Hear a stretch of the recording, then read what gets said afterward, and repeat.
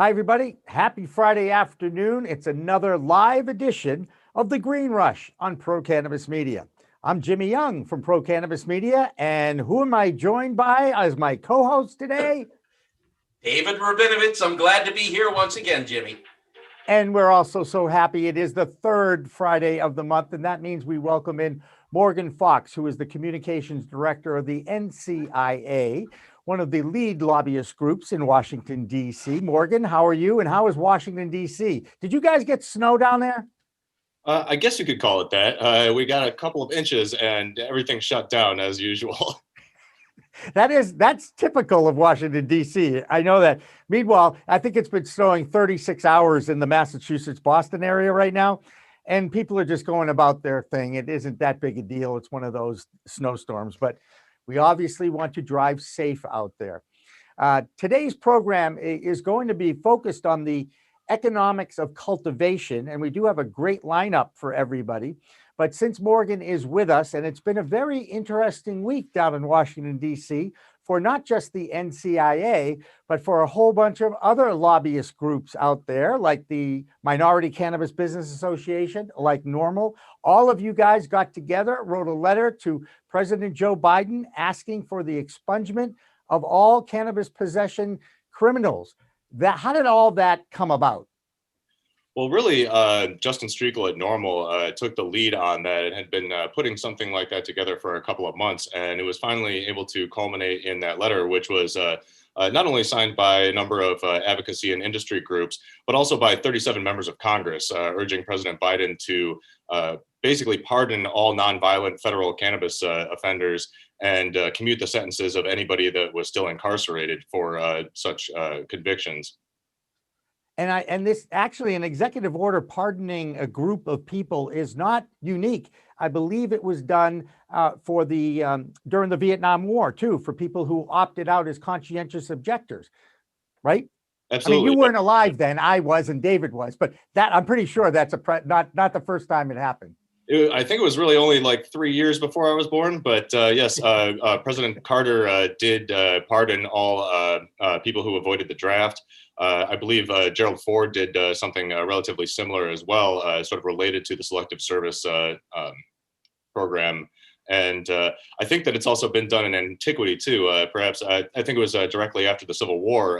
Everybody that was a member of the Confederacy received a pardon. Not exactly the best comparison, considering we're trying to do the exact opposite of what those guys were fighting for. But it's not unheard of, and it's one thing that the Biden administration could do to live up to its stated promise of real criminal justice reform, particularly in the area of drug policy. Absolutely. David, you got something for him? Oh no, Jimmy. In this part of it, I prefer to listen. All right, fair enough. That's cool. Morgan, you were actually well, let's go back to the last section about the Civil War, because it's an interesting comparison to what is going on in America today. Unfortunately, it does seem like some people are actually clinging to that division in this country for whatever reasons. And I think it's been established that the persons of color tend to get arrested a lot more than those who use cannabis as white people, so that the actual cannabis issue has become aligned with the race issue.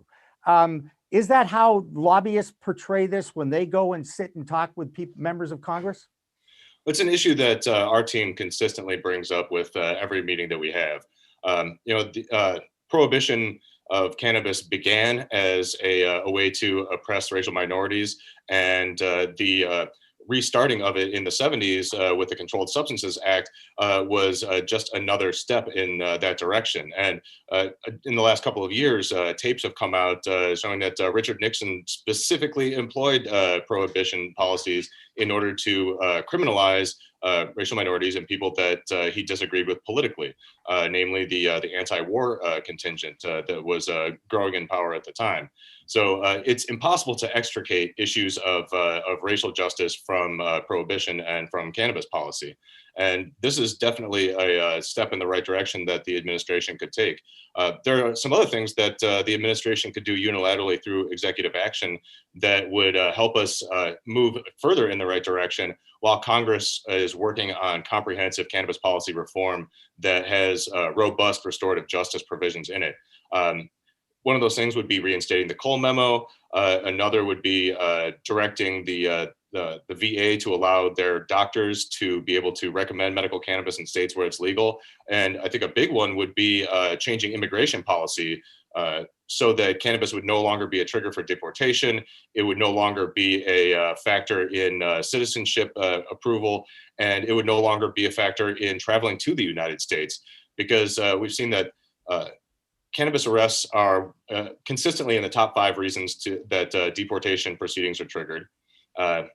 It's considered a mark of low moral character if you're applying for citizenship. And as we've seen over the last couple of years, people that are involved in the legal cannabis industry in places like Canada, Israel, and throughout the EU and throughout Latin America have been banned permanently from traveling to the United States if it's discovered that they're traveling here for the purposes of legal cannabis industry work. That's crazy. And here's another stat that I heard over the last 24 to 48 hours. And David, you have your ears and your eyes on the state of New Jersey. I heard from someone from New Jersey yesterday, while the governor continues, I don't think I've been checking the wires, as they used to say back in the day, and nothing has come across as far as New Jersey's governor writing and signing the bill into law.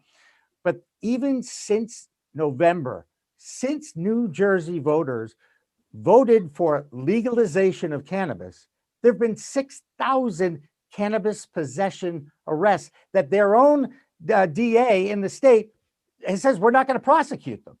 I mean, I don't get it. I'm sorry, I just don't get it. I get very frustrated. It's frankly mind-boggling, and that actually seems like the rate is a little bit higher than normal. On average, New Jersey arrests around 13,000 people for cannabis possession or consumption every year.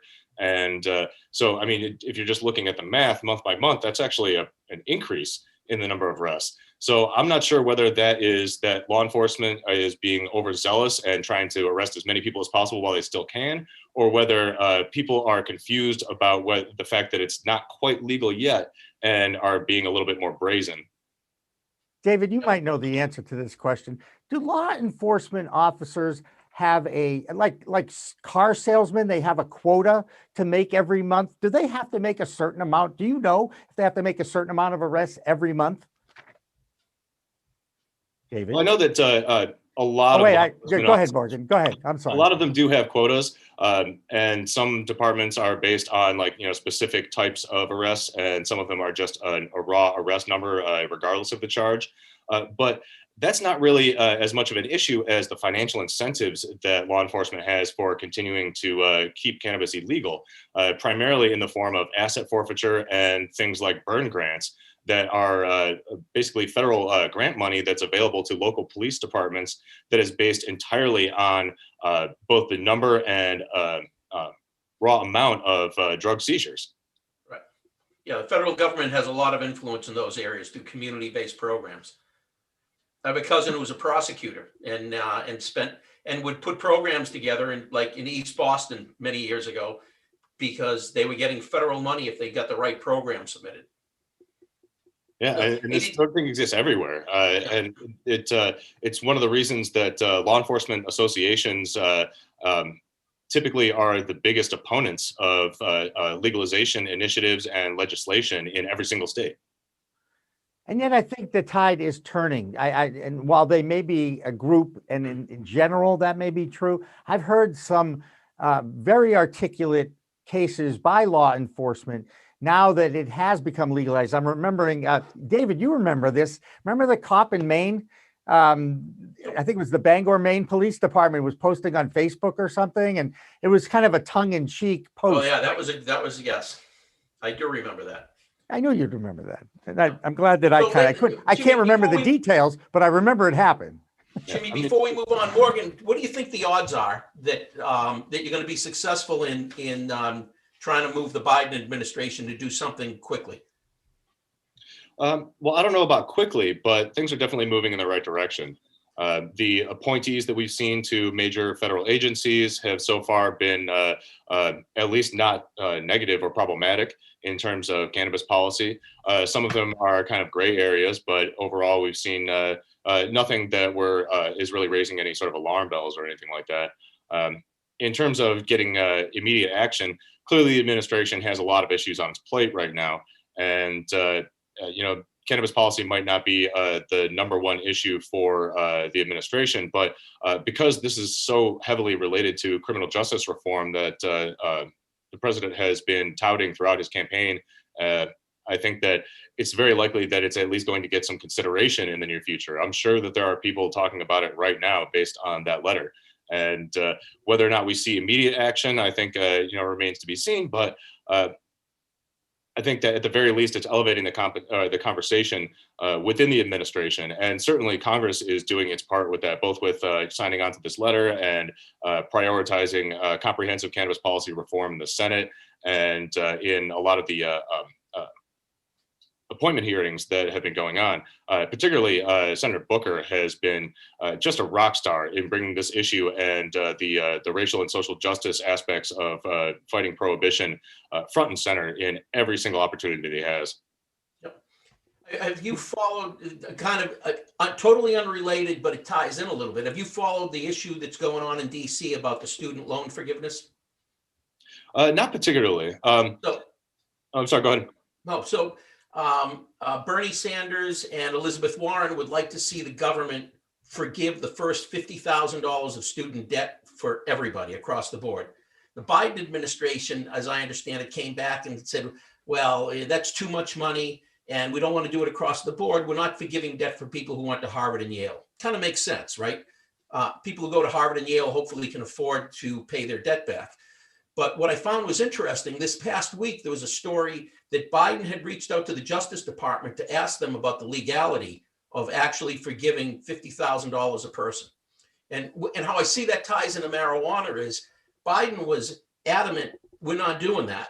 And within 2 weeks, there's a story that he's already asking about, could we do it or how could we do it?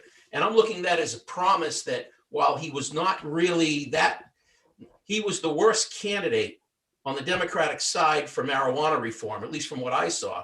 I think he could soften up very quickly on that. Well, I think that that's absolutely true. And the president has shown that he is able to evolve and be flexible on this issue.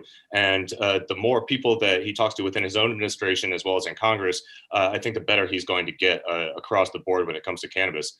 There's actually another interesting tie-in with the student loan issue that I really just thought of, that in a lot of states, if you are, and actually it used to be a federal rule up until just a short number of years ago, that if you were arrested for cannabis, you were ineligible for federal student aid.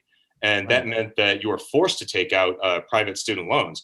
I'm actually a perfect example of that. My high school cannabis arrest invalidated me for federal student aid, and I had to take out tens of thousands of dollars in private student loans in order to pay for college that have been hanging over my head for decades now.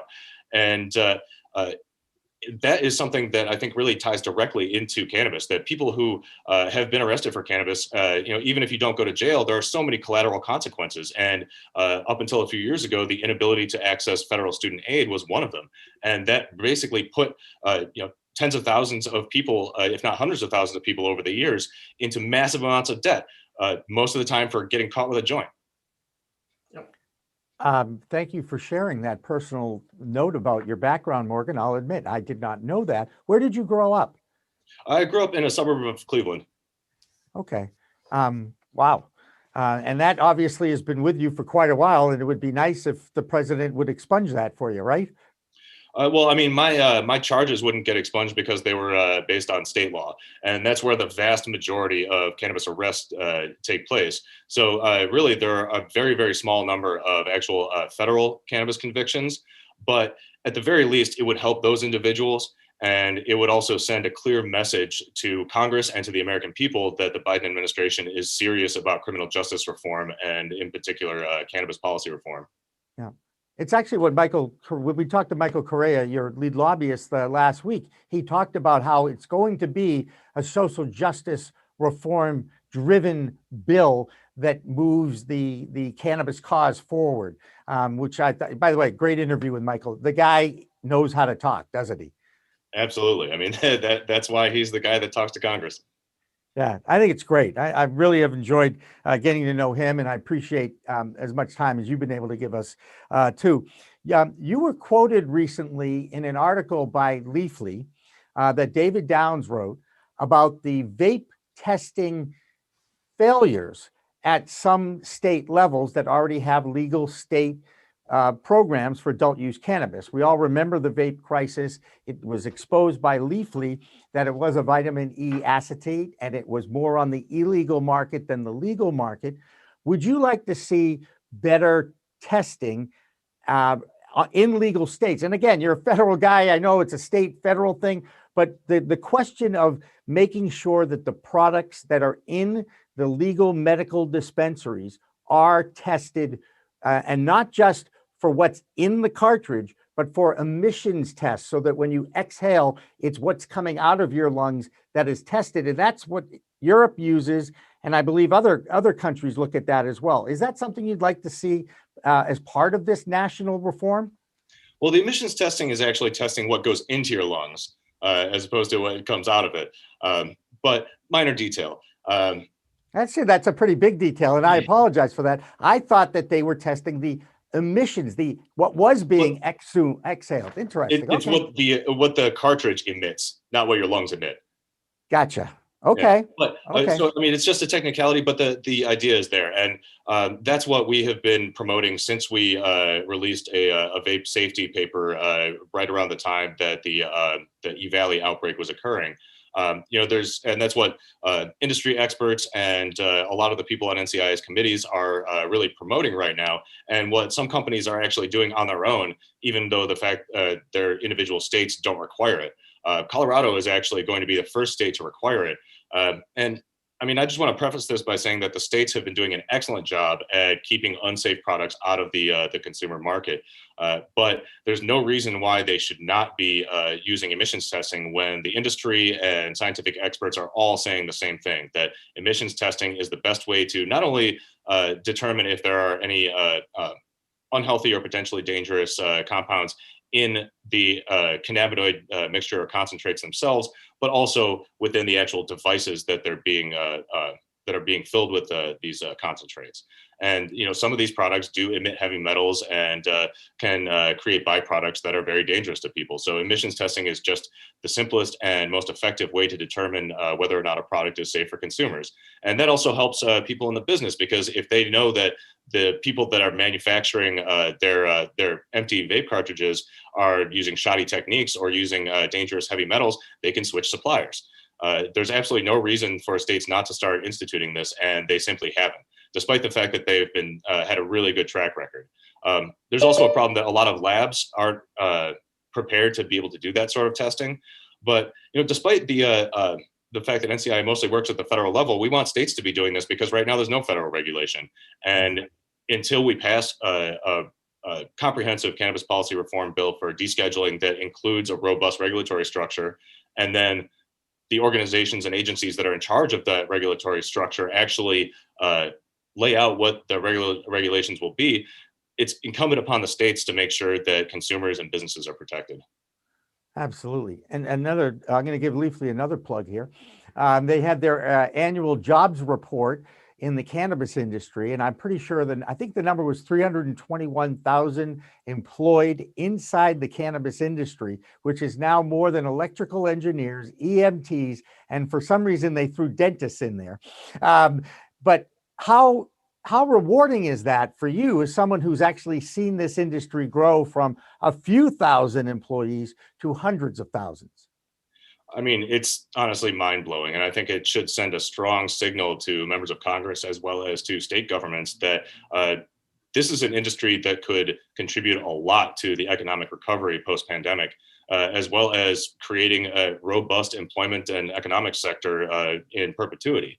It's just absolutely wonderful to see how many people are benefiting from this in just such a short period of time that we've actually been seeing real reforms at the state level. I think it's important to point out that one of the things that was noticed in that was that because each state has its own basically siloed market, that a lot of these jobs are unnecessarily duplicative. So there might not be the necessity for that many roles with each individual company. However, when you finally change federal law and more states start to get on board, even if some companies are able to operate with fewer staff, the fact that there will be so many more markets and so many more businesses opening up after federal legalization means that we're not going to see any contraction of that number. It's only going to grow. Fantastic. Morgan Fox, what a pleasure. It was so great to talk with you again. Thank you again. I'm going to look forward to the third Friday in March now. Is that cool? Absolutely. Thanks again for having me. I really appreciate it. You bet. That's Good to see Morgan you again, Fox, the Morgan. communication director of the NCIA, on our Green Rush live show here on Fridays. And it's Friday, and it's closing in on 4:20. In fact, I'm sure a few of your clocks have already passed that 4:20 mark. So I definitely want to take a little break. Let's set up the fact that the Waldos from the San Rafael, California area are the ones that actually got this 420 thing going.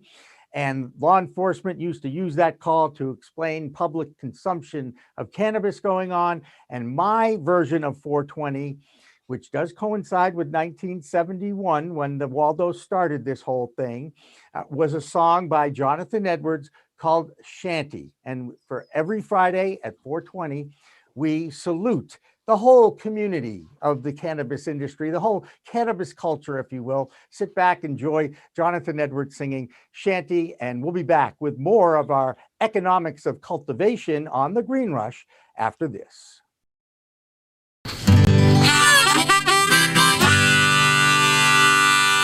Yeah, this is a tune that I wrote back in 19... I've forgotten.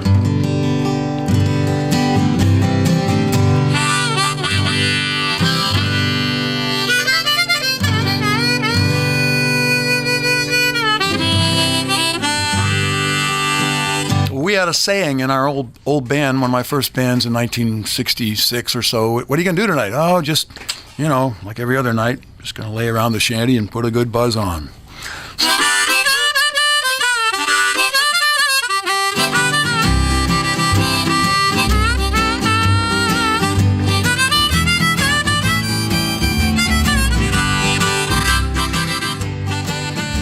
Gonna sit down in the kitchen, fix me something good to eat. Make my head a little high, make the whole day complete. Gonna lay around the shanty, oh mama, and put a good buzz on. Pass it to me, baby, pass it to me slow. We'll take time out to smile a little before you let her go. We're gonna lay around the shanty, oh mama, and put a good buzz on.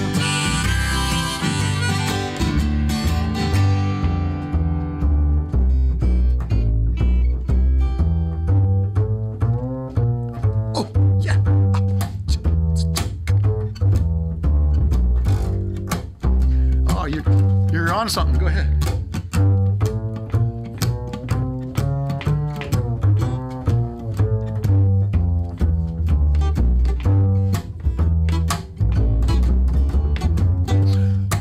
Rick Brodsky, everybody.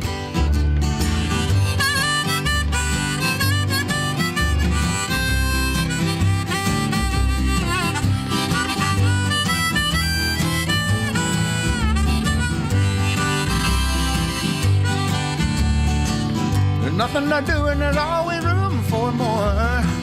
Fill it, light it, shut up and close that door, baby.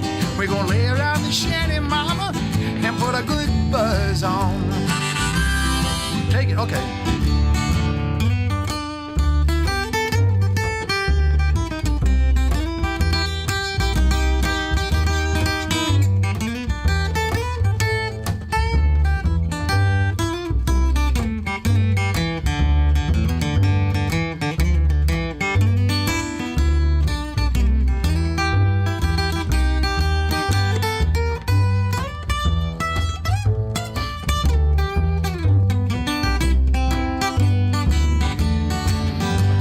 Prohibition never works, it's time to realize it. It grows in my backyard, it's time to legalize it. We're gonna lay around the shanty, mama, and put a good buzz on.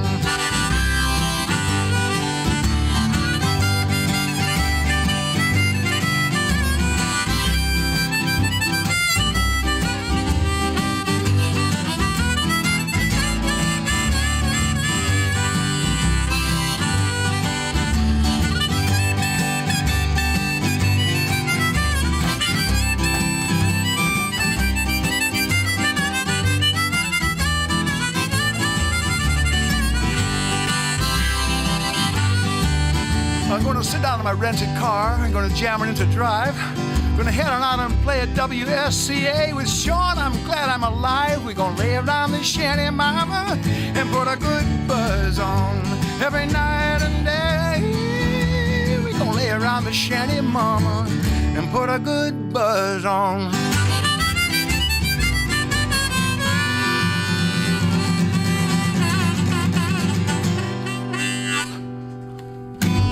Nice. It's Friday.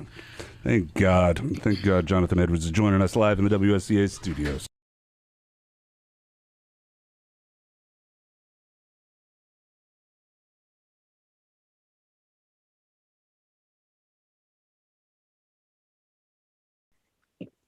Hey, everybody.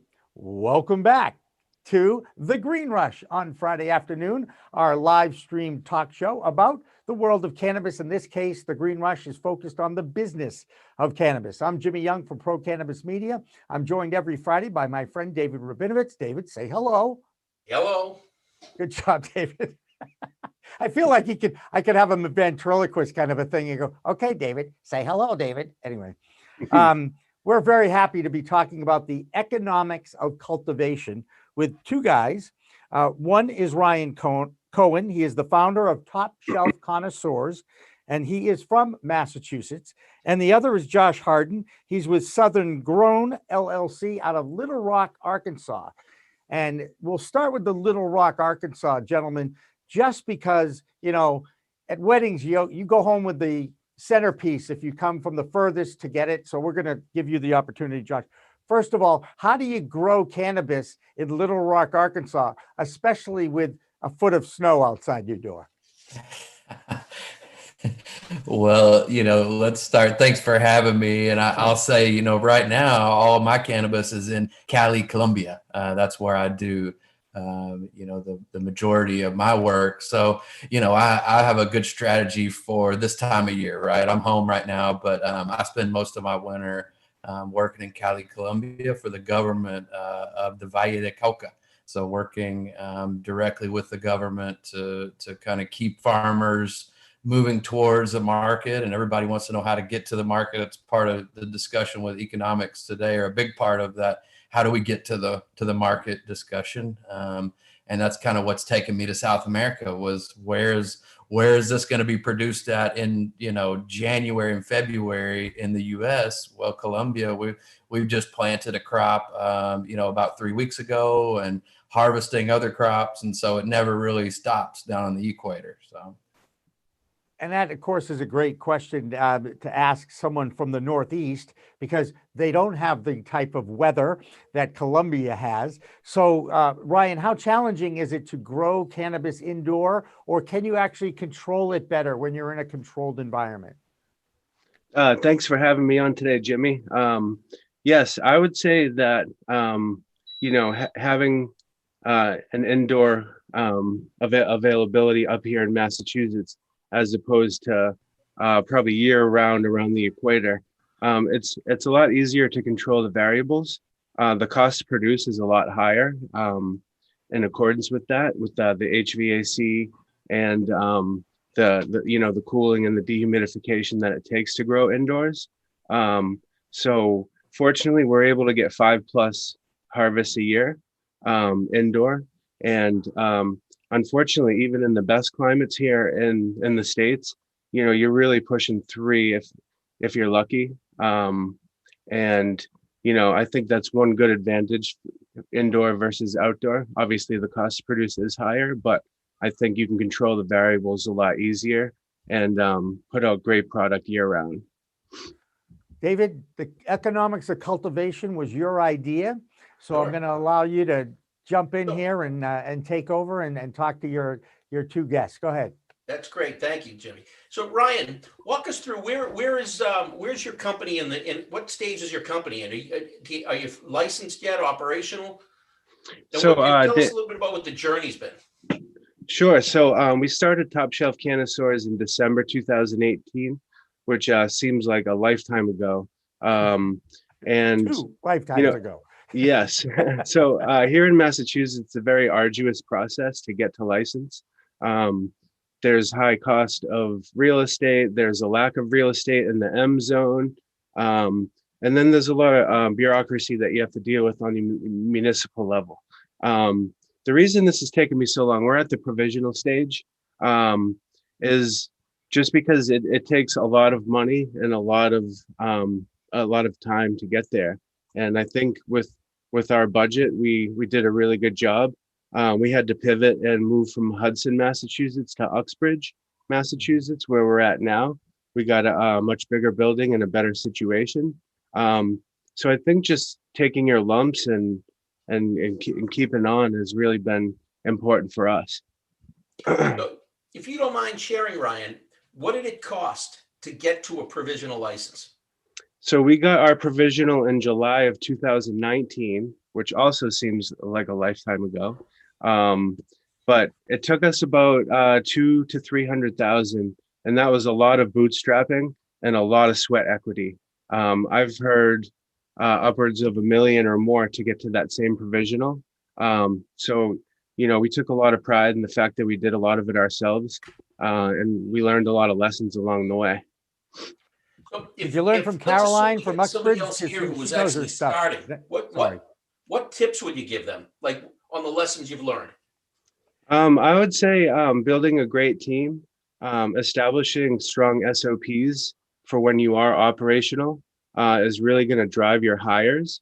You can have the best hires with the worst SOPs, and you're just not going to get where you want to get. So I think spending money on that IP is really important. I would also say that be realistic with your time and your Gantt chart. We thought this thing was going to take months, and it's just embarrassing to say that it keeps getting bumped out and out and out. So really build in extra money and extra time when you're putting your conceptual budget and your Gantt chart together, and just be realistic with what this is going to cost, because it always costs more than you think. So and for the audience members who don't know what a Gantt chart is, can you explain that to them?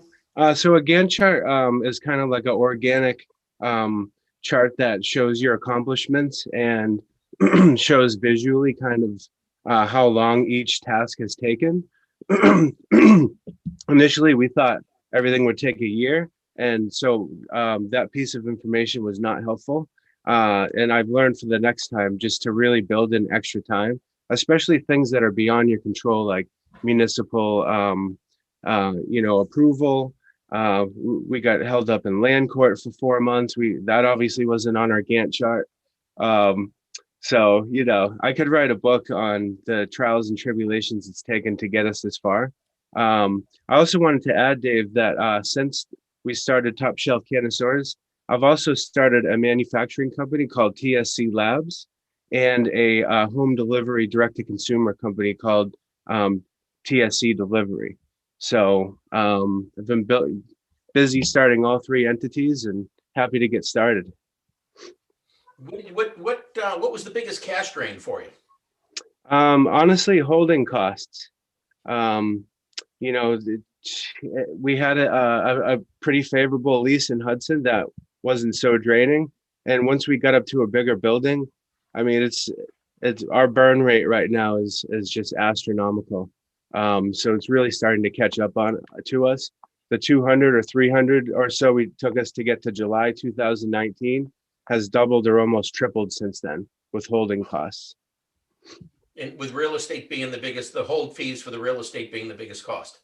Exactly. So if you were giving advice to somebody in the audience about how to approach the real estate, what would you tell I think if you look hard enough, first of all, you want to pick a town that's not going to fight you. They're going to help you. I will say that Uxbridge has been really amazing in helping us in our journey. So pick the right town and make sure when you meet your landlord that he understands the situation. You also don't want to sign a lease that's not contingent.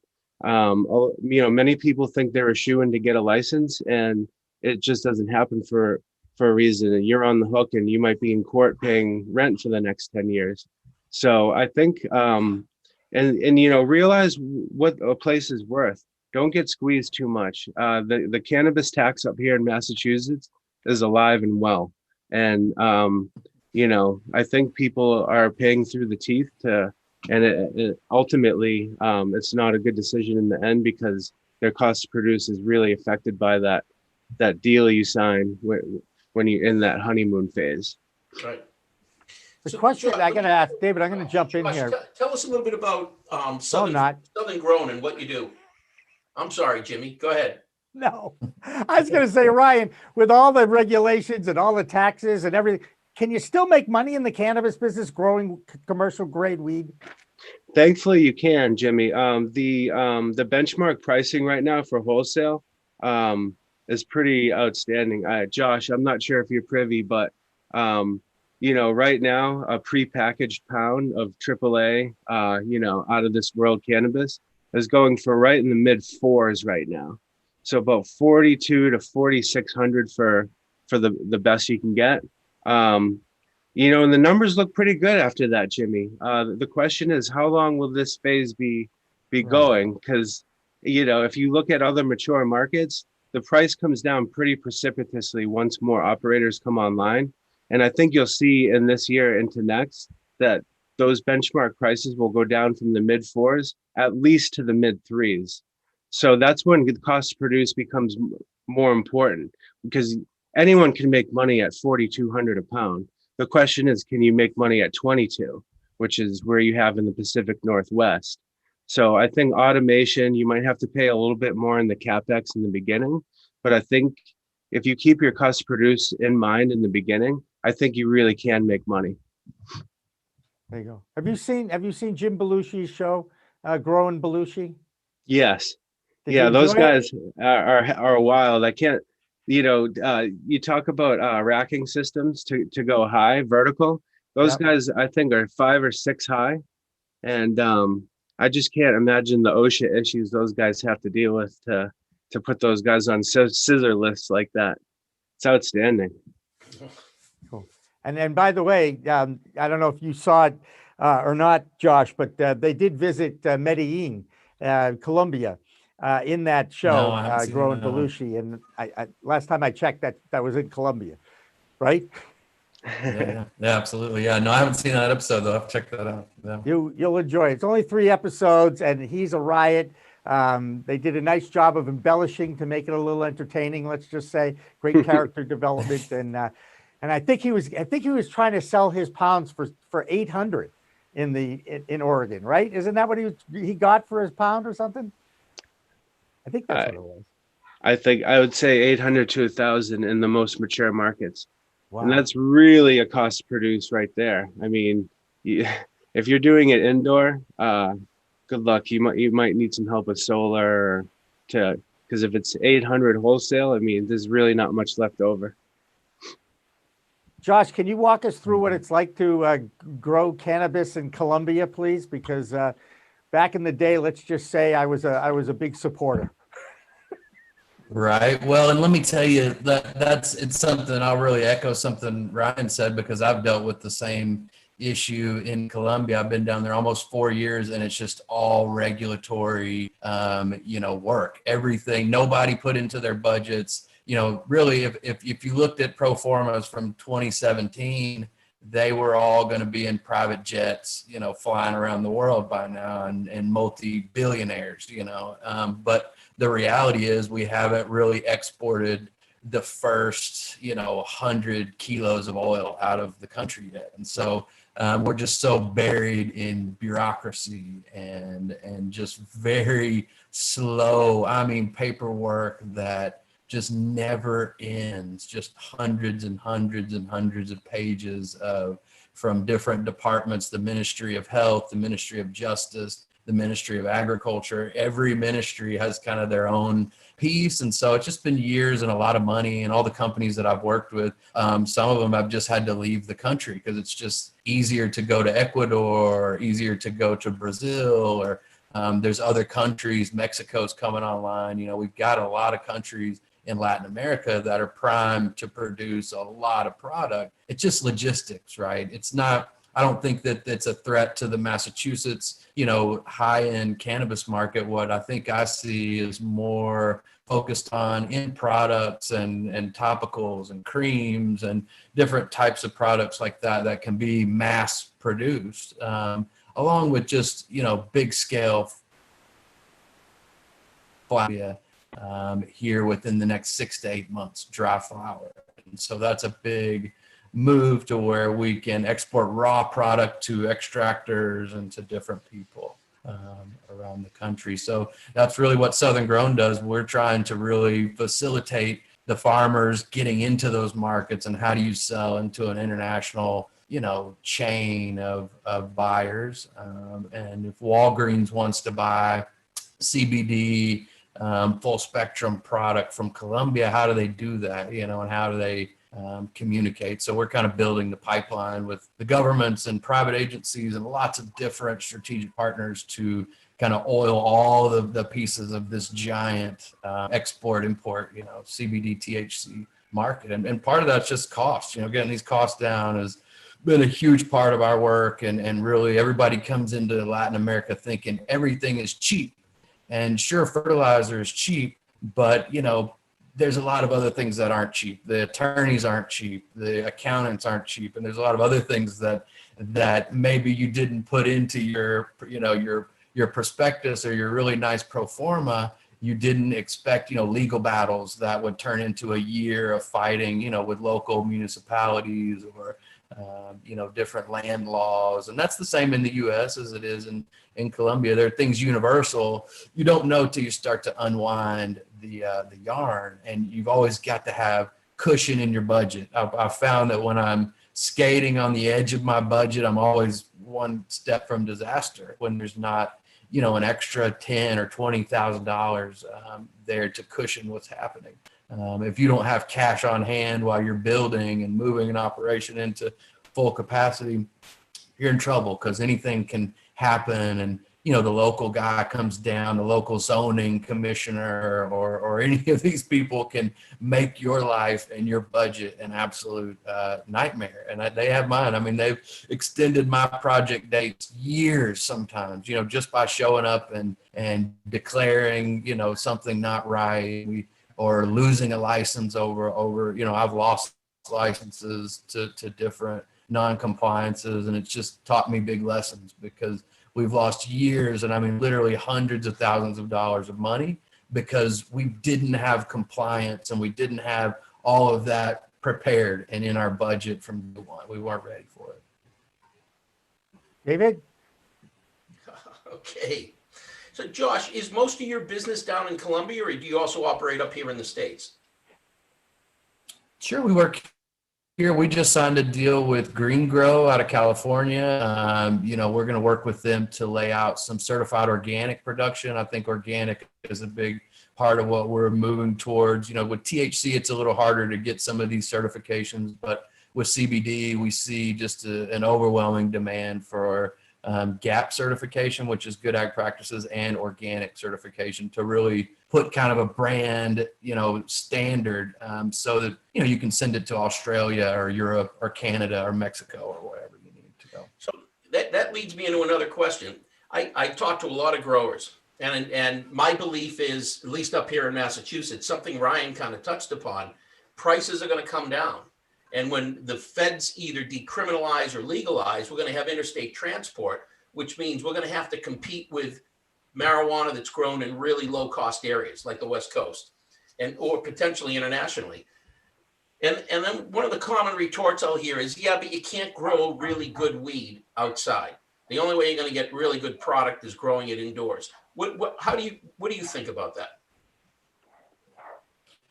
You know, I think I would. Here's my argument: is if we find the right balance, you know, we still have to grow. In Colombia, we're focused on growing in the soil, but under cover, you know, under plastic with you know the right microclimates. We grow in over 15 different areas of Colombia where the microclimates are perfect, and we're talking 81 degrees, 82 degrees, and 40 to 50% humidity year round, 365 days a year.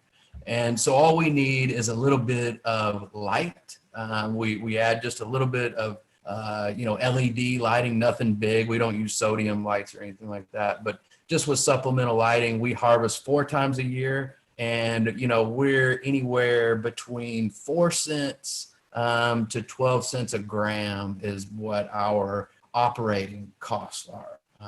And so, you know, we're able to sell, you know, in South America, you know, the average cannabis sells for $2 a gram, black market, you know, in Bogota, Colombia. I was just looking this up, and it's one of the cheapest prices, you know, around. And it's just because it's just grows so easily. But now getting higher quality and better, you know, strains and genetics means more work, more cost, all of those things. But because we can harvest 4 times a year with, you know, very little electricity, very little utility cost, we can really keep our per gram cost down. You know, under 10 cents is my goal constantly, is to keep that under 10 cents. So And Brian, pre-rolls how go- do you compete with somebody who's one of Josh's clients? So you mean how would I compete with someone like Josh who grows outdoors?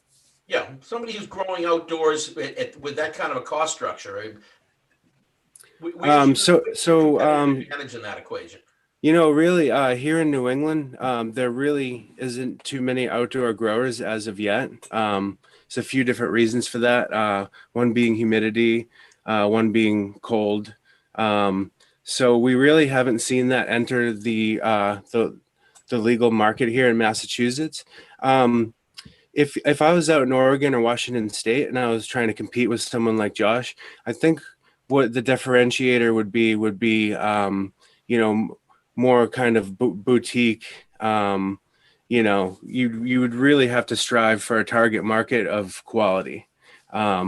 You could try and compete scale wise with outdoors, but it's still going to have to be quality in a very mature market.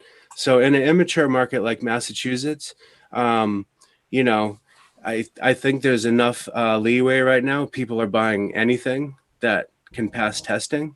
But I think as time goes on, you kind of either have to be a scale player or you have to be a quality player. And it's really tough to kind of have your cake and eat it too with that. Hang on a second, David. I got a couple of things from the chat room. Okay. And Same here, Jimmy. Just can I jump in here? So Josh, what are the testing regs down in Colombia? Testing rates? Yeah, what Testing kind of regulations. testing is required? Oh, testing regs. Well, look, it's with CBD, it's similar to USDA, you know, regs. With, you know, when it comes to THC, it's all about, everything in Colombia is based on the buyer. So if you're in, you know, Canada, which is where a lot of the product is going first, it's based on Canadian regulations. And so all the testing regs are based on the buyer country, the import country. Got it. now the other comment in the chat room, and this was a statement by someone who's been very active in our chat room, and let's just say Canaman. I'm not going to go into the last 5 letters or 6 letters, but fertilizer is not needed if you own organic soil. Is that an accurate statement? Yeah, that's right. I believe that. That's kind of where I come from. Look, I love indoor production. I'm a big fan of how I think there's a lot of sustainability arguments to be had about indoors, especially when you're talking about New England and production there. But when it comes to growing this plant and what it really wants, I think what we're all trying to do is recreate good soil, and why you can't recreate good soil better than good soil. You know, I think that's really always I'm trying to build. You know, in the tropics, we have a lot of metals and arsenic and things that we have to combat. And the same in the South, I deal with poor soils and lots of issues. But the ultimate goal for all of my clients is to have their finished product growing in good soil, because that's the lowest cost product you can grow. Heavy metals always, whenever I hear heavy metals in plants, it just freaks me out a little. What is the why is the climate in Humboldt County and the Emerald Triangle so magical? Yeah, so I mean, I speak a little. I went to college in Santa Cruz. I didn't mention this to you guys, but I worked in that area, and when I was getting my organic farming degree, I was working and on the weekends for different, growers and that type of. And I really say it's a combination of humidity and temperature, and really it's about resources and protection, and kind of the people and the community are what built the Emerald Triangle. To me, it wasn't just because oftentimes the weather's pretty crappy and you had to fight the weather up there a lot. The weather wasn't the best, but you're protected, you're in a good area, you've got most of the elements that the plant wants as long as you can protect it. But you just had good community before. Now, now it's kind of Wild West, literally all over again. But before, it was a very protected community where, you were in a safe space. You could go and grow your product and get it to market and not have to worry about coming into contact with some of the worst elements, which I think exist now more than ever, with cartels and just different, kind of bad elements that are moving in there. It's crazy, and there was Humboldt County was in the news this week. And by the way, coming up after this live stream is our weekly Weed Talk News. They banned legal hemp growing in Humboldt County, so there won't be any cross-pollination. And I'll be perfectly honest with you guys, I didn't understand it until it was explained to me that that's not a good thing. You don't want your hemp plants and your THC cannabis plants together, even though I understand there's males and females, right, guys? Oh, that's huge. Look, I grow a lot of CBD, and I mean, that's a huge issue. And I think we're going to have to deal with this as an industry. Where does fiber go? Where does CBD go? Where does THC go? And how do we kind of work this out amongst ourselves? Because it's like popcorn and sweet corn. Popcorn and sweet corn growers can't be neighbors. It's just the way it is. And your pollen has to work with your neighbor's pollen too. We have to be responsible farmers when we're outside. Right. And, there's a 1-to-1 movement kind of going on, or 2-to-1, CBD, THC, but that's not the way to do it, unfortunately. Well, why do you say that? Just because, because a lot of strains are heavy in THC or CBD, and, Right. That produces a desirable effect, especially for a lot of patients. Right. But to cross pollinate like that in an open field, would be disastrous, I believe, and that would be best practices. Christina Di Giovanni from Emerald Media out of New York is a friend, and she spent 10 years in Humboldt County, and she called it seedy weed. You don't want seedy weed. You don't want that cross-pollination. She explained that to me this week. And guys, you look, I'm trying to keep my hibiscus plants alive. It's been really tough this winter to do that. That's all I can say. David?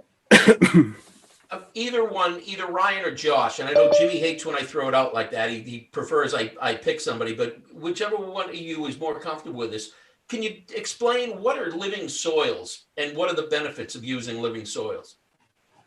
Josh, I'll defer to you. I can dig in, but I'm sure you can really dig in. Sure. Look, as an organic farmer, I think there's a lot of products and a lot of people that are kind of after this business of living soils. To me, it's about microbiology and mycorrhizae, and we use a lot of different fermented products. Whether that kind of starts with compost and goes to bokashi, which is kind of ancient Japanese techniques of fermenting. And, I use these things indoors, outdoors, kind of all around. They help with disease control, with, when you truly have a living soil, which I think is made up of compost and good nutrient, holding, perlites and different types of nutrient holding, vermiculites, things like that. But I think ultimately it's about organic matter and having, active portions of the soil that are living and breathing and perspiring, because those things are what really gets the cannabis plant going. And that's what produces lots of THC, lots of CBD, lots of terpenes, lots of all the cannabinoids come from all of these kind of active processes in the root system. And the more we stimulate, that system, the more we get everything else. And some of that stress with THC, some of that we're kind of stimulating and creating stress to make more THC. But with CBD, we're doing the opposite. We're constantly trying to keep the plant not stressed and keep it unstressed always. So I think it's good to balance either of those in the system. Yeah, and the only thing I'll add, guys, Jimmy, you mentioned soil earlier. So Well, that came from so the chat room. I'm going to give credit to our chatters. Go ahead. soil is a medium you pay for. Living soil you get to reuse, and not only do you get to reuse it instead of recycle it, if you do it right, it gets better and better with time. Josh mentioned bokashi. Some of these practices date back to the Incas and hundreds and hundreds and thousands of years back to Mesopotamia and the beginning of time. So, it's also a great way to control your cost to produce if you have living soil. Not only do you not have to rebuy that soil each time, but you also can save on nutrients and do it in an organic fashion, which, like Josh said, is going to boost the THC, the terpenes, and it's just a more desirable finished good that people in a immature market like Massachusetts might not demand just yet. But if you go to Oregon and you see what sells for more, it's going to be that no-till living soil, finished good that people are really looking for. I had no idea. Hey, do either one of you guys have botany degrees, or is this all just learned knowledge about growing? Sounds like Josh does, but I've been growing since 2005, 95% indoor, a little bit of greenhouse. And I've just kind of learned that as I've gone. And I believe Josh has a little bit more base. Do you have a degree in botany, Josh? Well, look, my degree was in agroecology and ag education, but I've just grown up on the farm. I've grown up selling fruits and vegetables and growing and selling at farmers markets most of my life. I started selling, tomatoes and watermelons and cucumbers. And my dad is a vegetable farmer. And, when I started growing cannabis on the family farm, I always tell my dad this story because he takes CBD oil and he's a big fan now, but he used to confiscate my plants. My brother and I used to have plants all over. My dad would threaten to exile us from the family farm, forever. And here we all are. We're in 2021. Arkansas has a legal, a medicinal program, and things have changed quite a bit. So it's been good to kind of live through that in the South to see, my old man who's kind of an old traditional row crop vegetable farmer, but that's where I get it from. And so cannabis to me was a love very early on. Now I get to actually make it my career, not just kind of the thing we were all doing in high school and college, and kind of that was my entry. Amen. To it. That's right. Living the dream, right? Living the dream. I think it's great, guys. Yeah. We have come so far. It's why we call this show the Green Rush, That being said, look, we're going to take a break. And I think, David, you'd like me to invite these guys to hang around in the chat room, Absolutely. right? If you'd like to hang around, we've got 3 more guests coming in. Steve Goldman, Andrew Matzis from MC Andrews is going to come on with us, and Madison Palms from Adaptive Solutions. They're all due in here from 5 to 6. We're going to expand the forum and open it up to everybody. Our chat room is chatting amazingly enough, and we're going to have more of the Green Rush after this break. Don't go away. Are we good? Hey, both you guys did a great job. You really did. Awesome. Thank you, Jimmy. I really appreciate it. This is my first podcast, so I'm a little wet behind the ears, but I hope I didn't embarrass you, Dave. Not at all, Ryan. Just Okay. having you here was a treat, and Josh, it's really, and you guys should stay on. Because we're bringing a few more people in, but I think you add to the conversation. Ryan, Awesome. do you know great. the MC Andrews company? I'm not familiar with them, but I just got the PDF earlier. I'll be sure to check them out. Yeah, well, you can talk to the grand poobah of MC Andrews, Andrew Matzis. He's right below you on the screen, and I got to meet him last week, and he was so compelling. We had to invite him on the show. I see Stephen Goldman is with us. He's with Four Trees Management, also out of Massachusetts, and I think we're still waiting for one more to come in. And unfortunately, my invited guest is a no-show, which is really too bad because you guys were talking about the soil. Take and your this guy, Zoom call Charlie Krebs, is podcasts or from, webinars to a whole Napa new Valley. level. And Nurse the Mark comparisons with and the grape Nurse growing, if you will, Podcast. and We the are here. What- That's right. PCM can animate your logo, add eye-catching full-screen graphics, and lower third identifying motion graphics. Look like the network. Act like the network.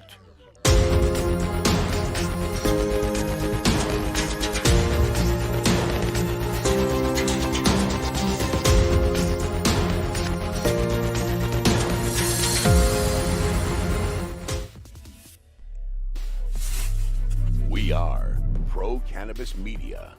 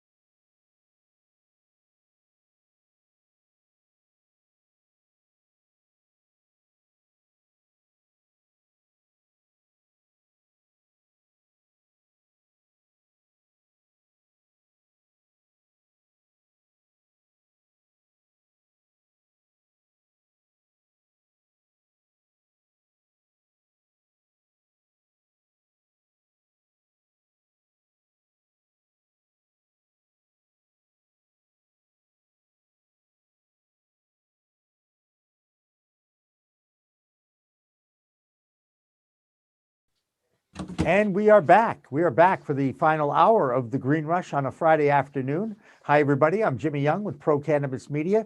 We are talking about the economics of cultivation. David Rabinovitz from MassCan and CannaVenture is my co-host, and it was his idea to do the economics of cultivation, and we're off to a great start. So I'm going to throw it over to David and kind of let him dictate and manage the room, introduce people, or have them introduce themselves, whatever you'd like to do, Mr. David. Well, thanks, Jimmy. So we've got three more guests that have joined us, all very interesting with different perspectives. And we're going to go around the room and let everybody introduce themselves and start with Steve Goldman. Steve, introduce yourself. Tell us about your company and as well as the big recent news about the merger. So I'll actually kind of start with that. So I'm Stephen Goldman. I am Director of Finance for the Hubcraft. The Hubcraft recently signed a deal to acquire majority interest in the company that myself and my partners founded called Four Trees. So together we have control of a vertical supply chain in Massachusetts that is Tier 3 cultivation and manufacturing in Fitchburg, as well as a retail store and Tier 1 cultivation in Holyoke. In addition to that, we are also the cultivation educators for the state's social equity program. I was just going to say that you and Nani are the lead teachers of anything cultivation in the for the Cannabis Control Commission. That's correct. Andrew, tell us about you and your firm. Sure. Or obviously, I'm Andrew Matzis is my name. Company's MC Andrews. We're out of North Andover, Mass. I started this business in 1997, but my family has a long history in commercial construction. We actually did a lot of public construction, quite large stuff. Established in 1954 by my father, who's 95 and still with us today. So we do a lot of schools, hospitals, prisons, things like that. We kind of fell into this cannabis business. About 4 or 5 years ago, there was a distressed project out in Fitchburg for a grow facility, and we were called in to take over the project. quickly realized that a lot of unrealistic expectations by the owners, architects and engineers that, weren't quite up to speed. So we ended up taking over the whole thing on a design build basis, which is how we do about 85% of our work. And the job went fantastic. And it was actually the first greenhouse in the state of Mass. So we did that, and it really just opened up from there, frankly. We've been almost doing about 85% of our volume in the cannabis industry since for the last 4 or 5 years. So that's kind of how we got started in it. I'd say, we have a different perspective. Obviously, we're on the construction side, so I don't know much about the growing and all the plants and all that kind of stuff. But if you want to talk about buildings, we're the guy to talk to. And we have a different approach than most people. Most guys, go hire their own architects, engineers, have their drawings done, and put it out to bid to multiple general contractors. We do that too. It's not our preference. We like to get in early with the owners, and we provide a design build services. And it really pays dividends. So we house all the architects and engineers to design the facilities and take it right through, inception to occupancy, providing a single source responsibility for our clients, which is huge because a lot of these guys go out there and they want to hire this piece by themselves and this piece by themselves, and they heard about this and my friend does this, and there's always problems, and you get the finger pointing to everybody. So we eliminate that. What we see in the industry is just unrealistic expectations in time and dollars. Ends up being 3 times what they think it's going to cost and taking 3 times longer. The design build approach we take is a little bit different. So we'll take a set of documents. Typically, there's fees for engineers and architects to do a job. I'm going to use round numbers. It's $100,000. Normally, a client will go out and they'll spend $100,000 and have this beautiful set of documents, and they put it out to bid. They got a budget of $5 million, but gee, the price just came in $8 million. What do? They go hire these guys to redesign everything all over again and spend $200,000. What the way we do things is we take drawings to about 50% complete, enough for us to put a price on the job and do due diligence with the site, all the engineering, our clients, the whole 9 yards, layouts, this and that. And we're able to give them a guaranteed maximum price, and they've only spent 50% of their design fees. That price hopefully is in line because we're designing around a budget rather than no budget in mind when you're doing design. However, if it's over budget, we're able to now tweak the plans during that final phase without spending any money for design. Well, that second phase is happening and we're spending the other half of the fees and finishing the design. We're starting to work. It's typically site clear. It could be demoing a building, could be gutting a building. We're shaving months and months off time because these guys are spending huge money typically on leases. And that's the way we approach things. We've kind of morphed more into the dispensary side. There's 10 of those for every grow facility that's going up. The grow facilities, we've done several. We find that a lot of these guys, a lot of tire kickers out there and using us for an estimation exercise that we're not, we don't need the practice. And, 3 years down the road, they might get something. So we don't spin a lot of wheels on that so much anymore. We're focusing mostly on the dispensary side right now. And we're doing all of them design build throughout the state of Massachusetts. So it's Andrew, been moment, great for us. because I think it's going to be important. We've got a lot of people who are watching today who want to become cultivators. And one of the common conversation I'll have with folks is growing, and I'm not a grower, I can't grow anything, but growing 10, 12, 20 plants in your house is not the same as growing in a commercial setting. Explain what design build means. I mean, I know it, I work in I do a lot in the engineering and architecture field, but I think it's going to be an important concept for folks to understand and why it's so much more advantageous to work with somebody in a design build type relationship. Yeah, I think I mentioned a few of the advantages of it already. You have a single source responsibility. That's the biggest, plus side of it. But time frame is obviously, a value. So you have that single source responsibility where all the architects and engineers are under one umbrella. So all the insurances and warranties are through one guy. So we do that, but the time saving is a huge factor in it as well. But we meet with the owners. We literally start from conception with little bubble diagrams and sketches. We come up with floor plans. They have a program of what they're looking to accomplish. We design around it. And then this is a process that goes back and forth for several months until we come down to a fixed program and a fixed, it starts with the layout, starts with the layout of the building. We'll look at site restrictions and different scenarios of building types and things like that. With, we always talk value engineering because we've got dollars in mind all the time. So when we get to that fixed stage, then it starts going into, we'll bring in the, sprinkler engineers, mechanical engineers, electrical, the whole gamut, and any specialty product engineering as well, structural, whatever it may be. And we develop a full, concise set of documents that we then go build by. So we provide that whole service from start to finish to a single client. Superb. Yeah. And Madison, so if somebody doesn't want to build out a full building, or let's say they need to get growing really fast while they've got some of the development going on in another wing, you've got a solution for that. Tell us about it. Absolutely. No, thanks for having me on the show today, David. Good to see you.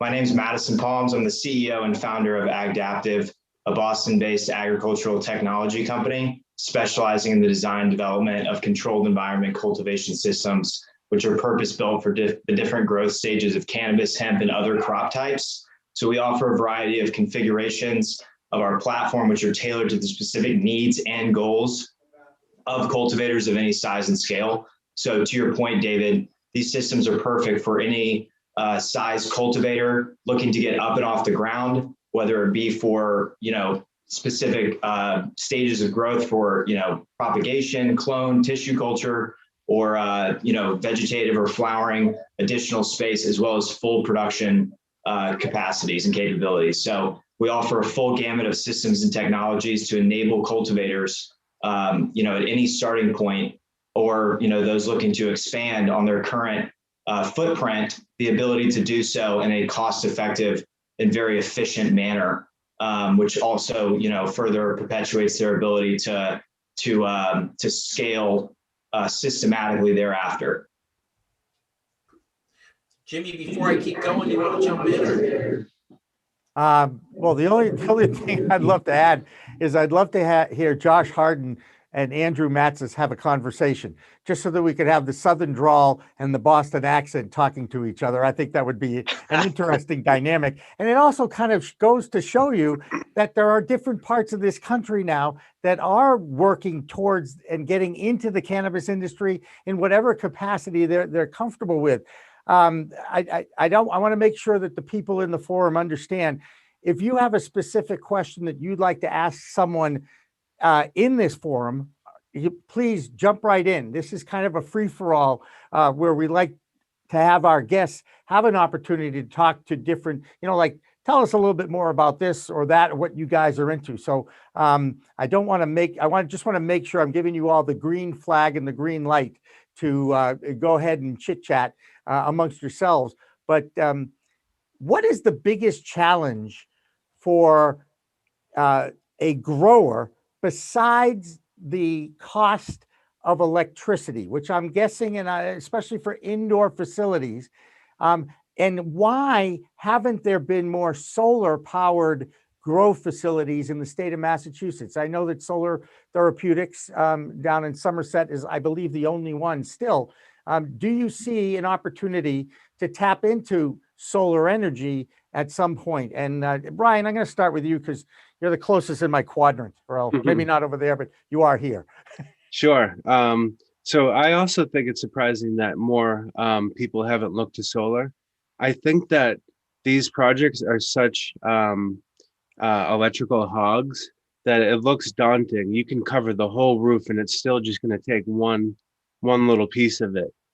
So I really hope that changes from a sustainability standpoint. But unfortunately, it just doesn't seem like we're there just yet.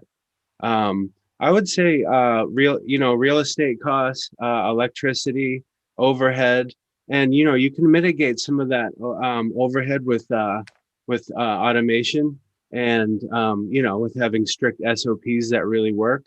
And I think that besides that, I would say your post-harvest sterilization is expensive.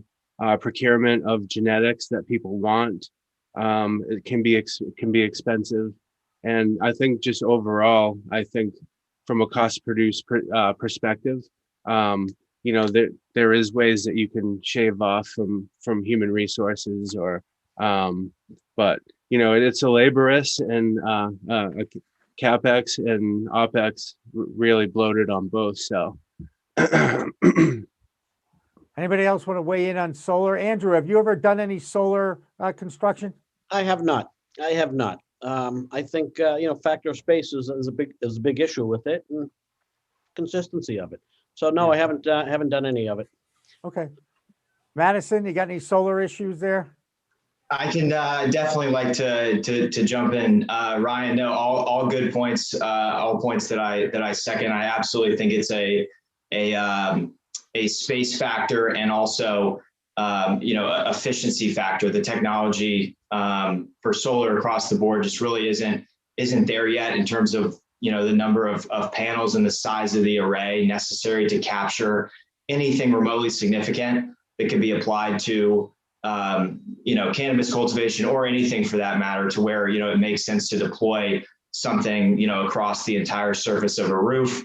But in addition to solar, I would say cultivators that are looking to operate as efficiently as possible, I think should consider and be open to all different forms of energy, and looking to layer those on in different ways as much as possible to reduce the footprint to the greatest extent, whether it be geothermal, solar, use of sensors and analytics, of course, internally, to be able to understand where your costs, electricity, heat, how everything is sort of operating in unison, so that you can continue to drive down your energy usage and also operating costs, which at the end of the day comes down to the bottom line. So I think there's a number of things to consider, and for cultivators to be on the lookout for as far as new and emerging technologies. Stephen, you got anything to add about solar? Sure. So I will say that by the regs, 935 CMR does require cultivators to at least evaluate on-site power generation, whether that is solar, whether that's natural gas cogeneration. Actually, the Hubcraft's project in Fitchburg is going to employ a natural gas cogeneration that actually allows us to reuse waste heat and waste CO2 within the facility.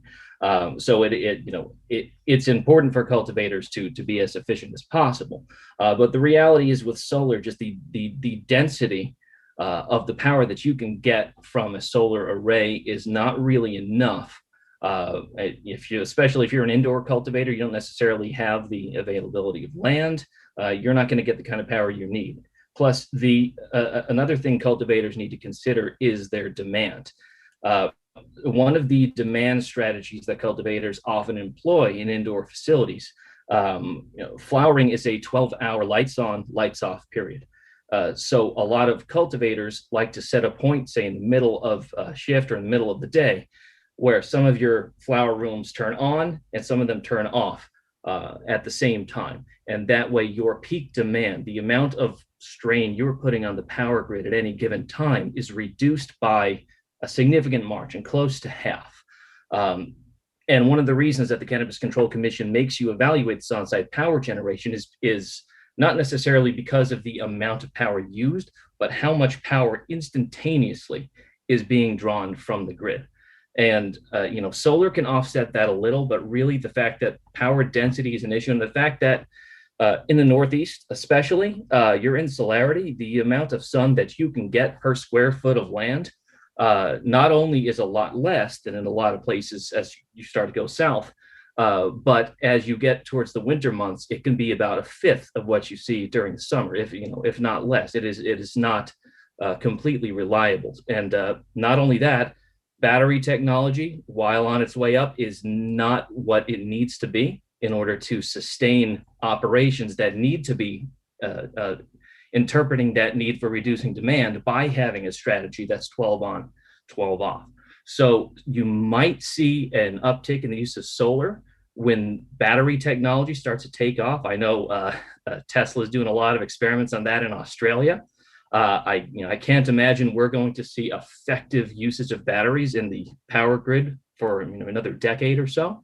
One of the important things is to try and situate yourself in a municipality that generates some of their power with renewables. I know that our project in Holyoke has its own power grid powered by the Connecticut River, where I believe within the next 5 years, the plan is to go to 100% hydroelectric power generation. There are actually a lot of towns in Massachusetts that do that, where solar may not be the most viable option, may not even be the most cost effective, and may actually not be the most environmentally conscious option. You may be able to get your renewables from other sources. And that's probably what you're going to have to do until battery technology catches up in terms of efficacy and cost. Jeff S. in our chat room has a specific question for Andrew, and it has to do, we know that you've got like a one-stop shop for construction and plans from the get-go. They want to know if you also get involved in any of the municipal processes, and I think I know the answer to that question. Andrew, what? I said, unfortunately, I do. Yeah, I'm pulled into a lot of, municipality meetings when they're looking for their approvals because they may have questions for me or our security people.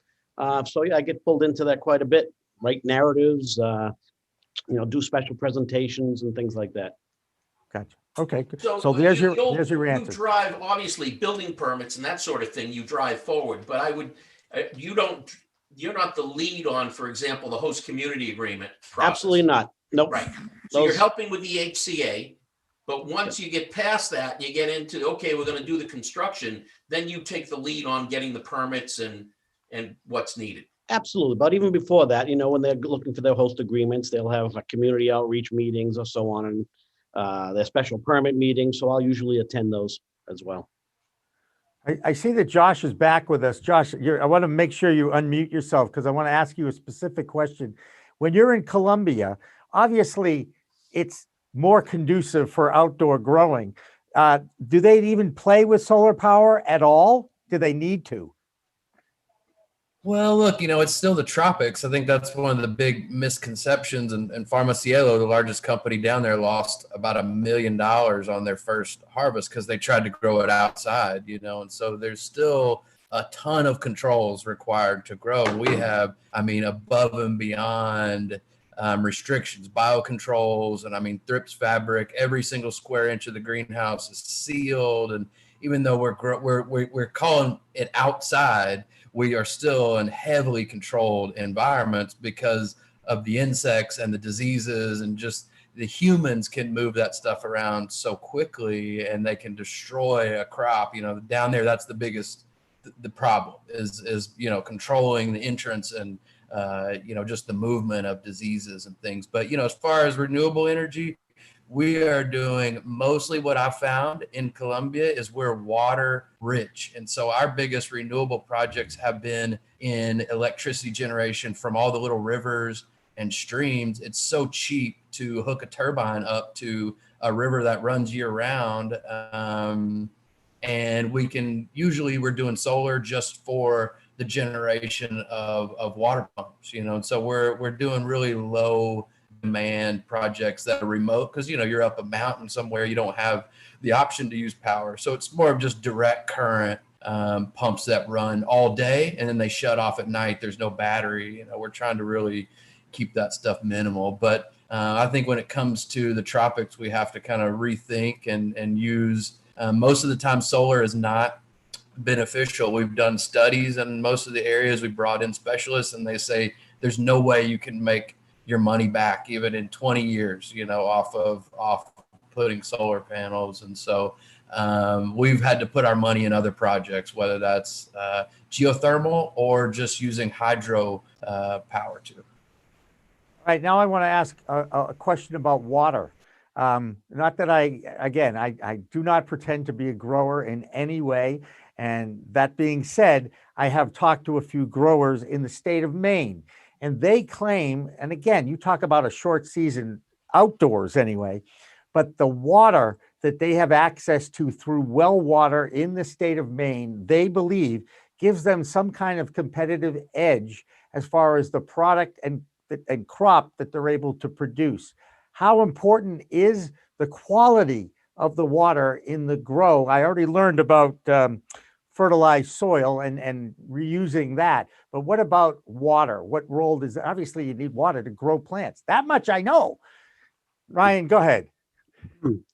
So Maine probably does have a leg up because if we're talking from an indoor basis, Jimmy, Yeah. they probably don't have to RO it, or if they do, it's a lot easier. Whereas someone who has either hard or soft water, they're going to need to pass my microbial and heavy metal test.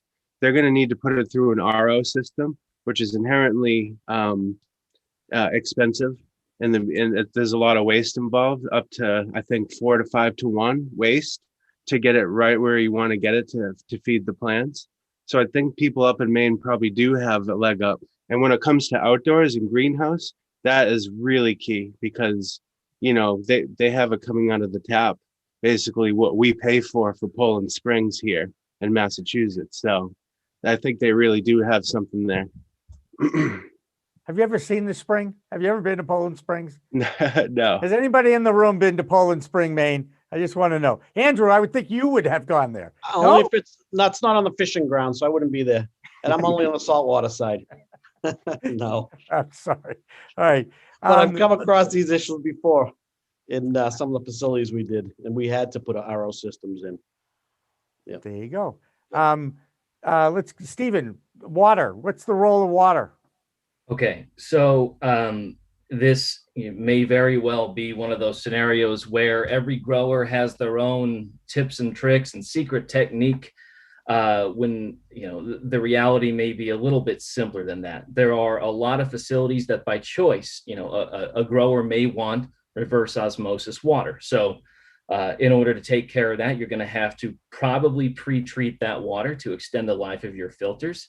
Ryan is right. RO is a little bit of a wasteful technology. The very best systems may put out 1 part wastewater to 4 parts usable water. Often it's sometimes the reverse of that. You are using a membrane to concentrate all of the ppm, all of the parts in that water on one side, and completely filter it out and send it to your plants. You may then also need to control microbial growth in your water to get it to the plants. You may have systems like ozone. You may have systems like ultraviolet light. My particular favorite system is electrolyzed water. I've seen it in Canada. I absolutely worship the stuff. Realistically, it's just going to come down to your grower's choice. As long as you're not feeding it something that's going to make the plant sick, it tends to be okay. And there are also facilities that may want to recycle their water to be, even less wasteful, in which case you're probably going to be pulling condensate off your dehumidification system. You're probably going to have a somewhat expensive system to filter out anything that may be in there, probably heavy metals.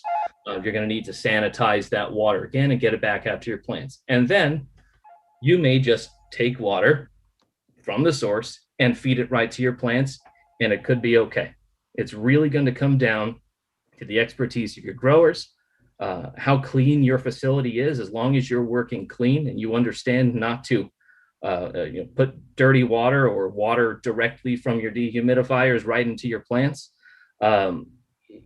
Generally, as long as your plant's getting its nutritional needs, it's light, it's water, it's CO2, you're going to do fine. Josh, you got anything to add about water?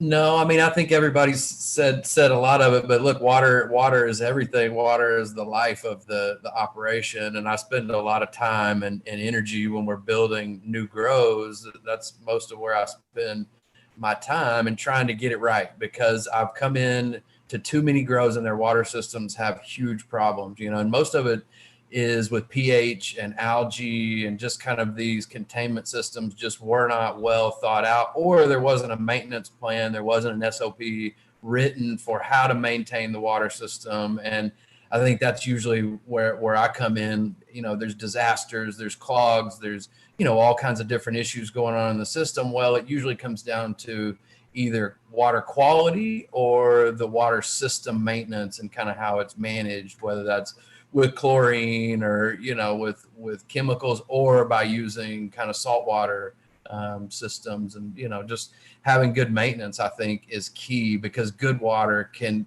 still turn bad. Your pH can go off in the middle of a grow, or that electrical conductivity can just go way down. We've had to deal with those issues where it just was a pipe issue or a water system issue that just had gone untouched for too long, and it became toxic.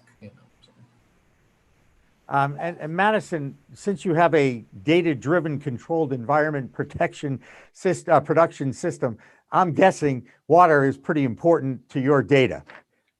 Of course, no, and across the board, I mean, as many others have said here, extremely important to have quality, balanced water, just a key ingredient input from the start. And to Stephen's point, as much as you can recycle water, reuse water, extremely cost effective and makes a ton of sense to do so. And another really interesting point that I've seen across multiple states that's a major factor that's emerging is, amongst regulators and in the industries, across each, state is the impact that runoff and disposal of dirty water is having on municipal and state sewage systems.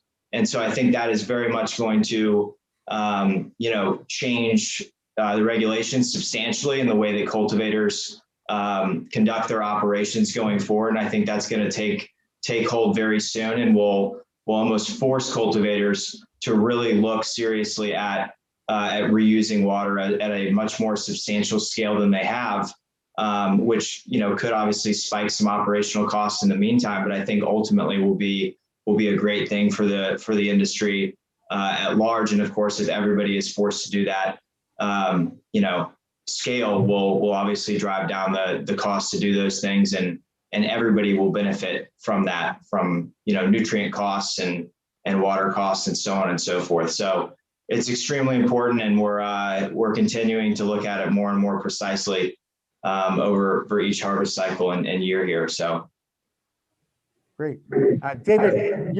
I'm going to give David a little credit here.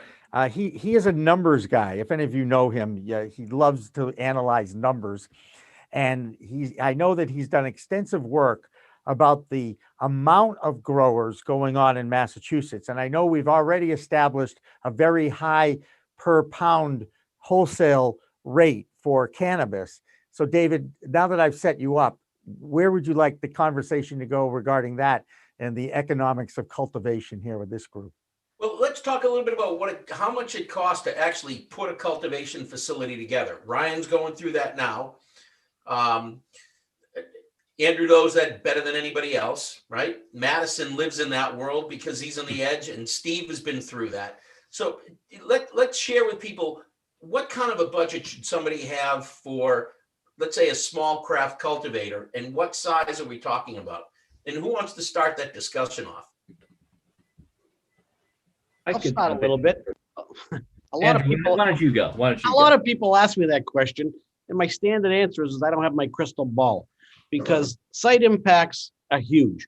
I have no idea what site they have there, where utilities are coming from, if there's ledge, if there's wetlands on the area.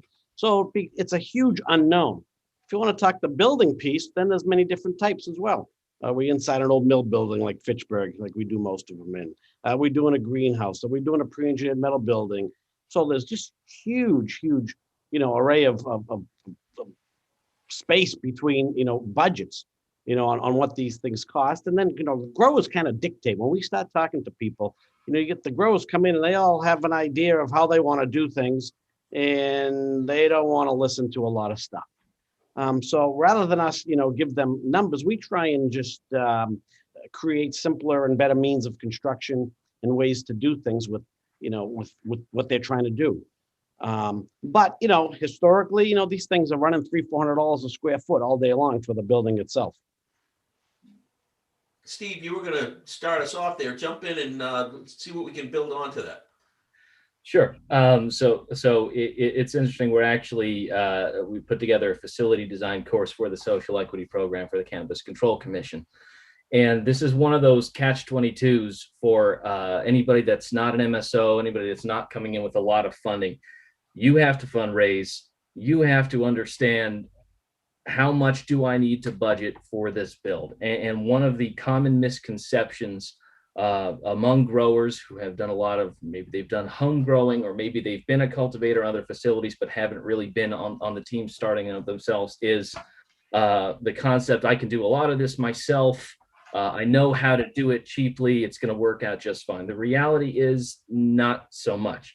There are a lot of things you're not really allowed to touch. You're not going to be running your own 480 volt, wiring. You're not going to run, your own high pressure piping unless you have the license to do that work in Massachusetts. You don't pull on a permit if you're not licensed either. So Exactly. we come across it all the time, which is why I mentioned when we started out, I don't really chase a lot of this stuff anymore, because this is what I'm confronted with many times. Unrealistic expectations. And when we talk surveillance and security, they're like, what's that? I need to do that. Well, yeah, it's a big part of your number. Yeah. So there's a lot of, I agree with you. And the costs of building a compliant facility, you need to start somewhere. I think the bare minimum you might spend, if you know the right people, if you know what you're doing, maybe around $200 a square foot. But reality is probably going to start climbing upwards to $350 a square foot. There are going to be a lot of differences based on how clean you want your facility, how advanced your HVAC system, because probably the most expensive component is an advanced mechanical system in a facility, and also one of the most critical components to get the design right from the start, coming in with your water usage numbers and building from that. And whether you're going single tier, double tier, more than that, things change. And to Andrew's point too, even the type of building you're in, if you're in a pre-engineered steel building, if you're lucky enough to get a clear open span space, you may not have the problems that you're going to have building in a mill building, where you have to deal with 130-year-old architecture. You're going to have to build around a bunch of wooden posts. You're probably going to have to come in and remediate lead, asbestos. You're going to have to cover any wood surfaces, so you don't have any place for water to creep in and mold to build up. There are advantages and disadvantages to types of buildings, to locations, to building materials, and the reality is you need a budgetary to start raising money, and it's always going to be a lot more than you think it is, and you're probably going to throw your hands up in the air and say, why is it so expensive? Well, I mean, that's what you're just going to have to budget for, and you're going to have to work around. And that is the bane to craft cultivators, especially in Massachusetts. There really is an economy of scale in this industry. The larger your project, the better your EBITDA is going to be. The better your OpEx is going to be. The better your margins are going to be. But the smaller you are, you're going to have difficulty paying your investors back that you're going to have to bring in. You're probably not going to end up owning your company based on how much money you have to raise to start a small cultivation center.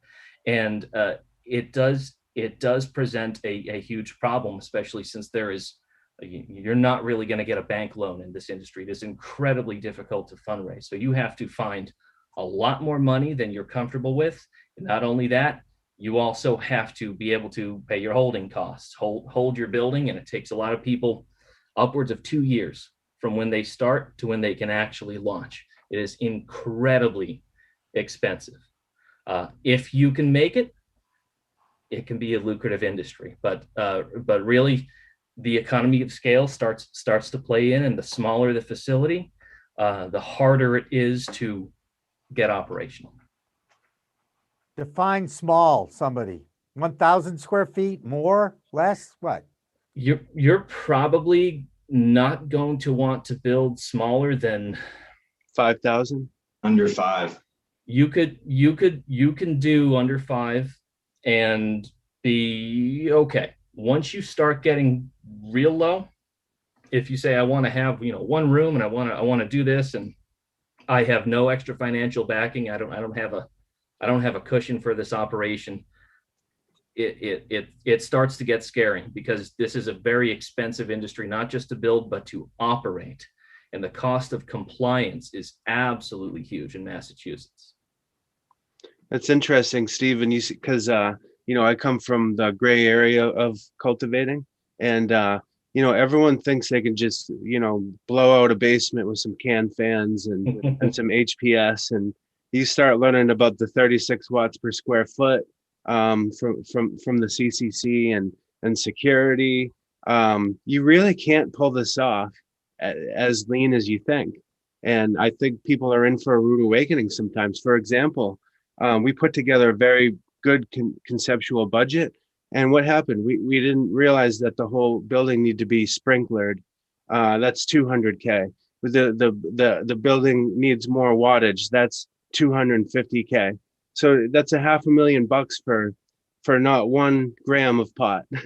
So scope creep is real in this world. And anyone that's listening to this, please budget between 20 and 30% more. You might even need more, but just ask for more. You're going to need it. That's kind of the advantage of someone like myself. We go in there and we get these calls all the time to go meet with people. They rented the space and they're spending $30,000 a month to rent this building here. And Sprinkler is a great example because we confronted exactly that. Don't ask me how this 45,000 square foot building was built without Sprinkler, but now the municipality see you coming in here and they're like, you better bring a new service. It's 2 miles down the street, so that building they're now renting, forget it. So we go through these wild goose chases all the time with people with thoughts of grandeur without really doing any due diligence in the design build scenario that we provide.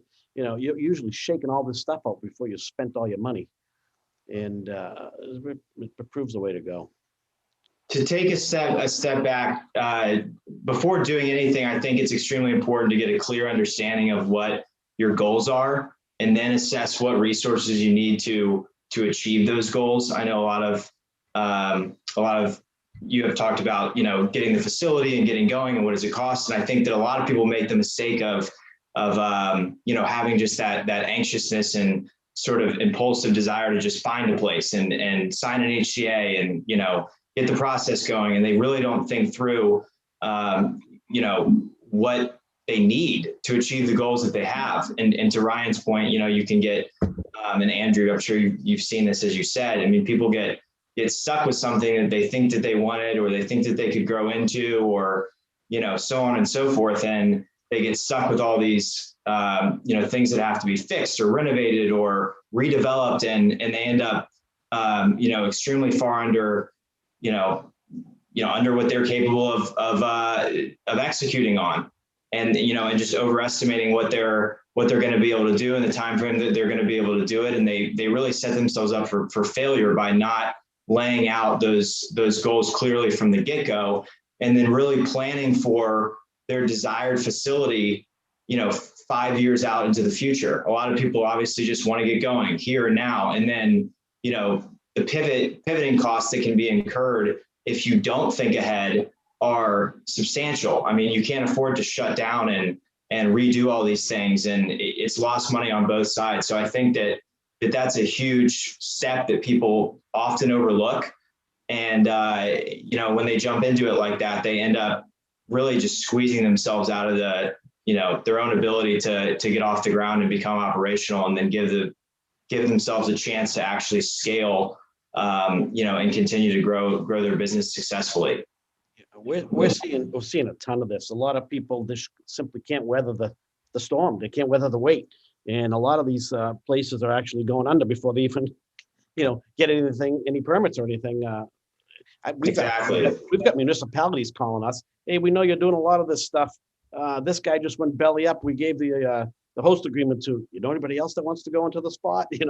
We're getting calls like that now. So there's a lot of this going on. They just don't have the capital to withstand the, what it takes. I think being realistic and starting small is extremely, extremely important. And I mean, you may never get there if you shoot for the stars and just bite off more than you can chew, and then end up barely keeping your head above water and trying to weather these storms as you get through the licensing process. And as much as you can, start small, scale up, leverage financing, debt for various things. We've begun offering that for our systems and solutions to be able to give people the opportunity to scale up and grow. That also allows these cultivators to maintain more of the ownership in their business and not give it all away from the get-go, or potentially face bankruptcy, God forbid. So I think those things are just crucial to be aware of and to think methodically about before being so eager to just dive in. Yeah, I think one of the realities is you can spend, if you're not prepared, it is possible you could spend your entire life savings just waiting to get to your final license. And that's the reality for some people. And with the, almost lack of financing that a lot of other businesses have access to, it is incredibly difficult. And it's not something you dive into blindly, because you can impact your entire life just from this couple year span, trying to hold on to a building, waiting to either complete a larger fundraise than you were prepared to, or get through a process that it's going to take a while. It's something you need to really evaluate before going in. Can I take this risk? Can I be doing 14-hour days, 7 days a week, just to stay afloat while the business starts up? It is not a given that it is for everybody, and then the reality is now it's very tough. So if we had somebody who was they want to start a grow operation, and the first thing they're going to do is look for real estate, what are the attributes that you would direct them to, and what are the attributes you would direct them away from? Like, what do you look for, and what do you run away from? Run away from old buildings, mill buildings, things that require substantial renovation, construction, demolition. The cleaner the slate, the better off you are. I mean, of course, raw land in Massachusetts is hard to come by, but a shell of a building, or anything of that nature that is a footprint that can sort of be built upon, and that you can craft a facility around is ideal. For those looking to stack or go multi-tier, of course, high ceilings, access to heavy power, water, of course. Some of these towns, of course, as Stephen mentioned, have different costs and access to water and to power. So I think those things are really, really important. Accessibility to where the end product is going can drive up or reduce cost of goods sold into the market. So definitely a variety of factors. Of course, the town being a huge one. You don't want to try to go after a municipality that is not favorable to cannabis, or has not, permitted a single company or even been open to it. You're really setting yourself up for failure if you do that in a long waiting period and substantial cost. So I think, those things considered, I would go for the cleanest, barest footprint that you possibly can. And if you could get raw land, even better, because the infrastructure, modular prefabricated buildings that you can put up are just as effective as any building that you would construct in a traditional fashion these days. They can be put up quickly, 6 months or less, in all the insulation that you need, and they'll last for 25 plus years. Most of them will. Andrew, what do you think of that? Excuse me? I was saying, what do you, and add in some, what's your view on this? What's my view on it? It's always better to start with the structure that's already there, that's sound, because you're not building it up from scratch. The zoning, the permitting that's required with new structures these days there's no good prime land left. So there's all stuff that's problematic, and it's lengthy and time consuming. If I can find a nice parcel that's already zoned, that's a structurally sound building, in my opinion. But as he said, I would definitely recommend going into an area where the municipalities are welcoming. That's why everyone's going to Fitchburg. I think there's 12. When I left there was 12 facilities there already. So a lot of people like the old mills, though. There are some real dumps I've been in that have been, no roofs for 30 years, and there are some that are pretty clean. So that's the way I'd go. And that's what a lot of people, we're looking at old airport hangars, old warehouse buildings, bus stations, old metal buildings. So most of the guys that we find are coming to us, but not with new construction. It's renovating existing facilities. Yeah, I could certainly add to that too. I'm going to echo what Madison and Andrew said. The municipality is the first thing you have to consider.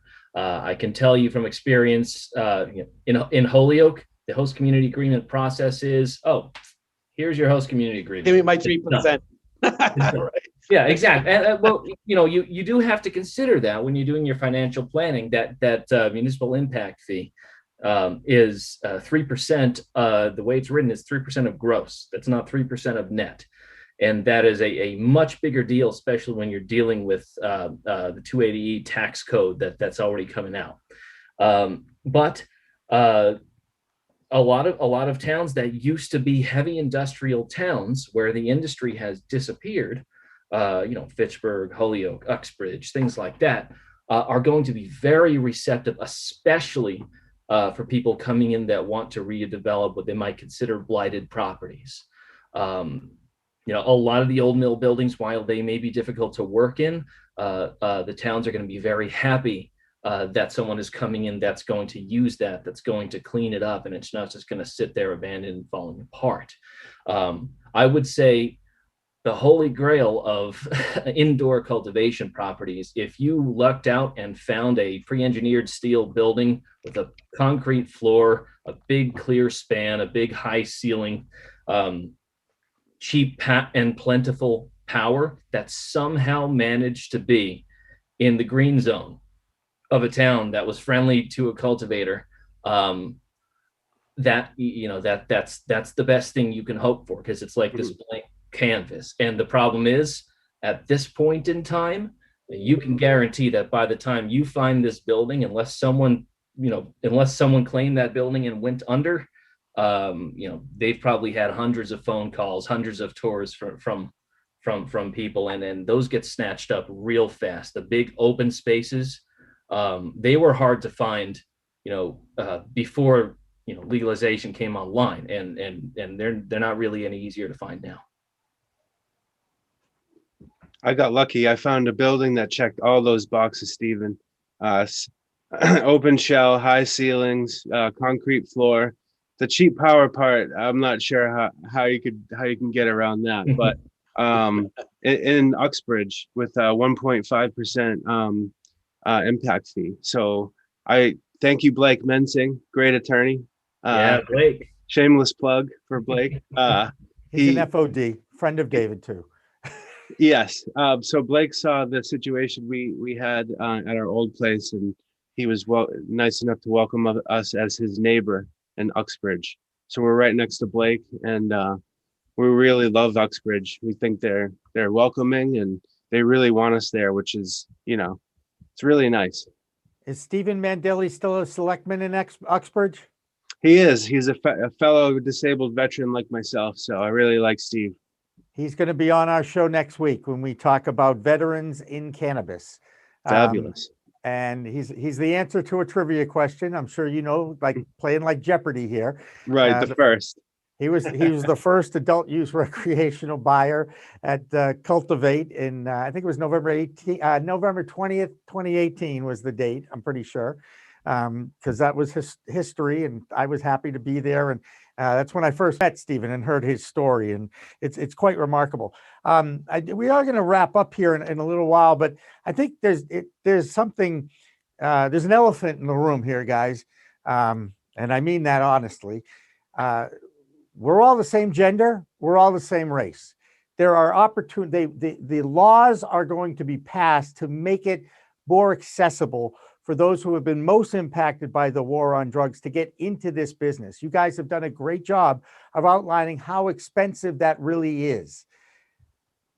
Chris Webber recently just made a $100 million fund with JW Asset Management available to those who have been most impacted on the war on drugs. Let's talk about women, for instance, here.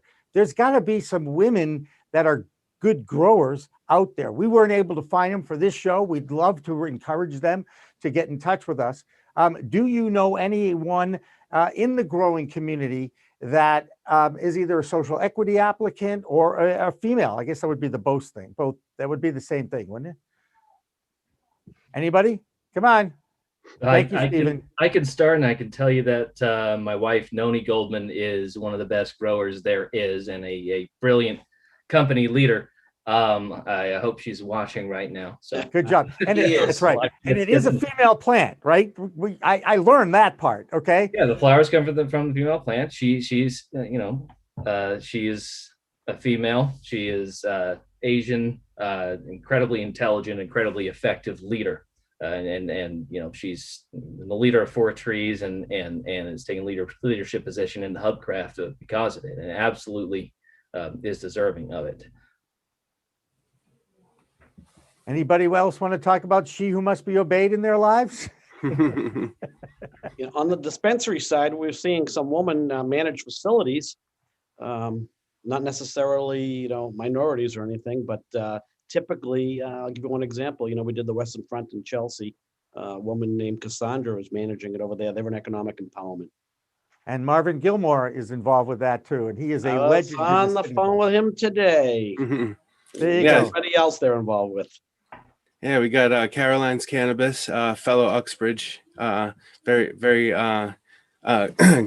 good operator in the space. She was in my social equity class with David as our teacher. And Professor Rabinovitz? Yes, David went above and beyond and really made sure that our class was experiential, and we all got a lot out of it. So thanks, David. Isn't Chris Vining involved with that organization? What was that? Is Chris Vining involved with that organization, I believe, isn't he? I'm not familiar. Front. Okay. Yeah. No, he's the Harvest Club. I get that. And another person, Lori Lucian, she's an attorney and a real great advocate. Yeah. One of the best speakers I've met in this space. And she's a co-owner with my friend Ulysses, minority owner. They own Major Bloom, who's going to be opening a dispensary in Worcester this year. And they also have a grow in North Attleboro. Is that Professor Ulysses Youngblood you're talking about? Yes, my fellow Clarkie. Now I see a connection. All right. Yes. One of my favorite interviews over the last year. I just want to say we run it as many times as we can because we were so impressed with his story and he's teaching at Clark, right? Yes. Cool. I was a student there. There you go. So Jimmy, we're running into the last 2 minutes. Why don't we run around the horn and let anybody who we'll start with Josh since he's the furthest away, and any closing comments, suggestions, recommendations. Or how they can get, or how people can get in touch with you. That's always really important. We want to make sure we give this opportunity for you to sell yourselves, tell a little bit more about yourself, and how can people get in touch with you. Josh, go ahead.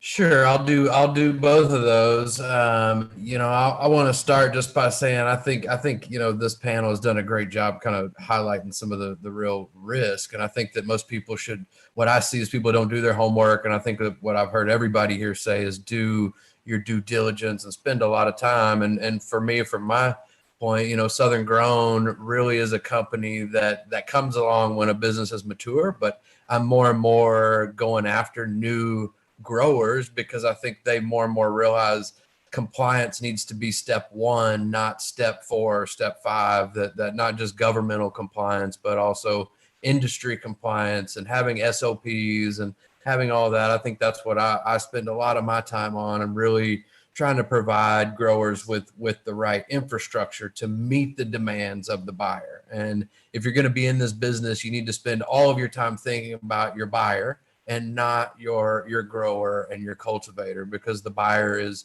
who moves everything. And so, I think for me, Southern Grown is a way that I get to interact with a lot of growers. I get to be passionate and share the passion of growing, but also kind of being part of the maturing of this market, which is requiring everybody to grow up and cut their costs, raise their quality bar, to do kind of all of those things at once and meet what seem like impossible demands, but to do it. That's what farming and growing. And I'm fortunate to be a 5th generation farmer, and a lot of folks in this industry are 1st generation, but What I can tell you is that it never gets easier, no matter how many generations grow or how much money you have. It's always farming. It's always difficult. It's always a challenge, and plants always die and diseases always come, but you get better and you get stronger, and you hopefully pass down, better ways to do things to the next generation. But it's still farming. And I think that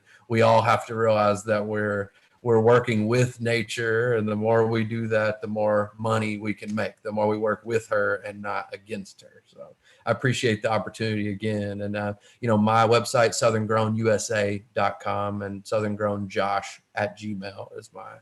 There you go. Good job. Yeah. Very good, Josh. Who's next? Thank you. Stephen, go. Sure. Okay. So, general takeaways: if you are getting into cannabis cultivation, it is not impossible, but remember, it takes a long time.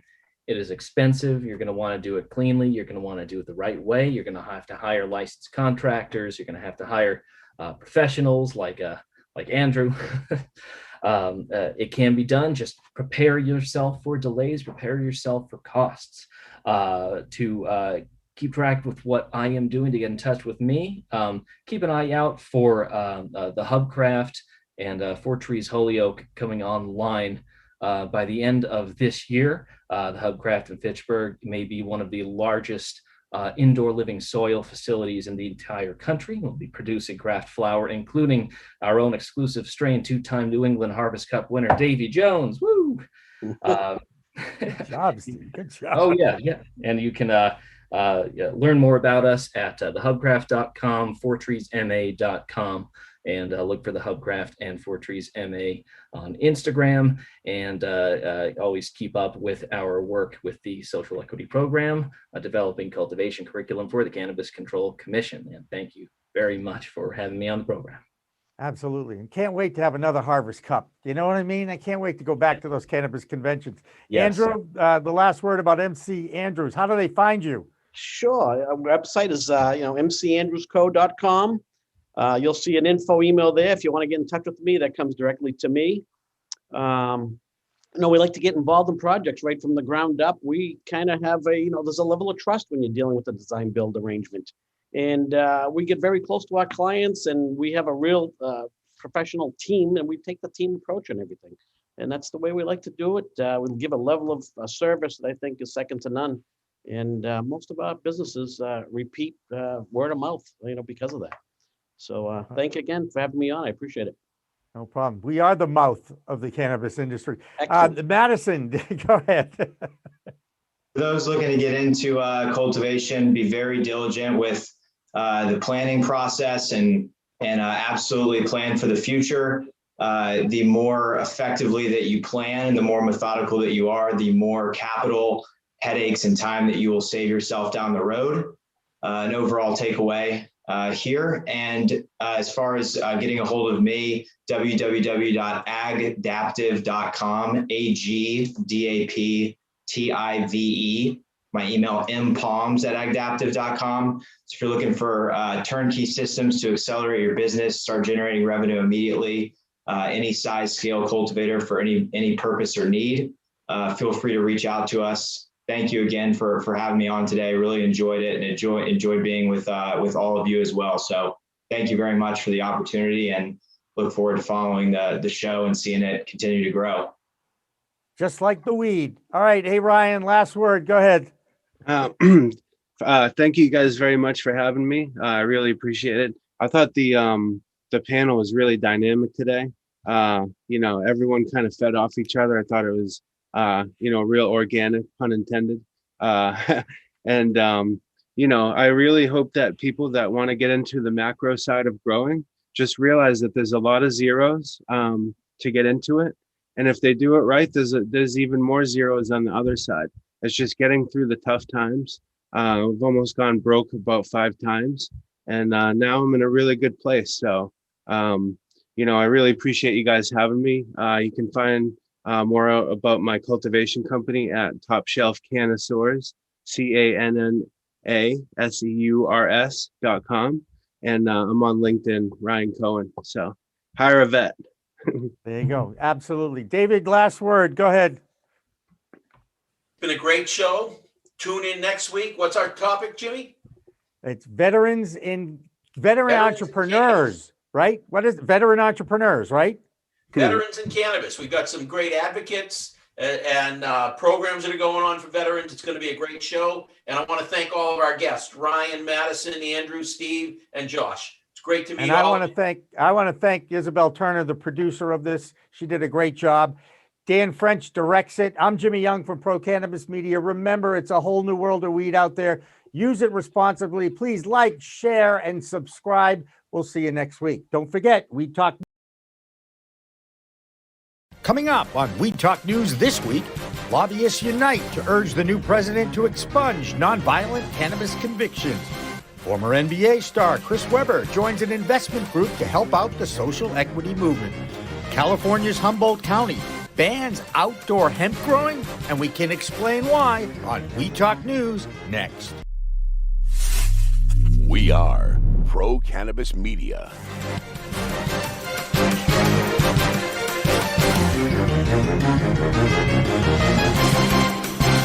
Hi, everyone. Welcome to We Talk News for this week. I'm Jimmy Young from Pro Cannabis Media. Our lead story this week is all about NORML and pursuit of social justice for the cannabis community. The National Organization for the Reform of Marijuana Laws has teamed up with the NCIA, the Minority Cannabis Business Association, and other lobbyist groups from Washington, D.C. on calling on President Joe Biden to follow up on his campaign pledge to expunge the records of nonviolent cannabis convictions. Now, after talking with Michael Correa, the lead lobbyist for the NCIA last week, no matter what happens with legalization of cannabis at the federal level, social justice will be driving the bus for legislation in Congress. This is an ongoing story that we'll be watching over the next few months for sure. And Phil Adams from Vote Pro Podcast has more details on his DC report later on We Talk News. A related story to this has to do with the fact that one of the biggest challenges for the industry as a whole has been access to investment capital. That is especially true for those who've been most impacted on the failed war on drugs. MJ Biz Daily reports that white people own 80% of cannabis businesses in the US. Now, a former NBA player is stepping up to help out. Former Detroit Pistons star Chris Webber has teamed up with JW Asset Management to create a $100 million investment fund to help entrepreneurs who are underrepresented in the world of seed capital. Webber said, quote, "It's crucial that we diversify leadership within the cannabis industry and level the playing field for people from our communities," unquote. This is another example of many athletes in and outside the sports arena who are starting to make their voices heard about inequalities in our society. Now, let's take a time out and bring in Deborah Borchardt from the Green Market Report for a look at the markets. Deborah? Thanks, guys. Verano Holdings began trading on the CSE this week using the symbol VRNO after closing the reverse takeover of Alternative Medical Enterprises, better known as AltMed, and sometimes referred to as AME. The stock quickly shot up from its listed price of $10 to $30, and that's in Canadian. Hexo is buying Zenabis Global in an all-stock deal valued at approximately $235 million. Zenabis had hinted that such a deal was in the making during its fight with Sundial, so it looks like Hexo is the one. Five-time NBA All-Star Chris Webber announced a partnership with Jason Wild and JW Asset Management to launch a $100 million private equity cannabis fund that is going to invest in companies led by entrepreneurs of color pursuing careers in the cannabis industry. And finally, GW Pharmaceuticals reported total revenue for the fourth quarter of $148 million. That's it for this week. I'm Deborah Borchardt from the Green Market Report for We Talk News. So what's going on in California? The Golden State has really had some challenges with their new adult use laws, regulations that strangle the community, and a huge illegal community. Now, the biggest growing area in that state is called the Emerald Triangle. It's a group of counties in Northern California that has a vibrant market supplying as much as 80% of the illegal cannabis market in the U.S.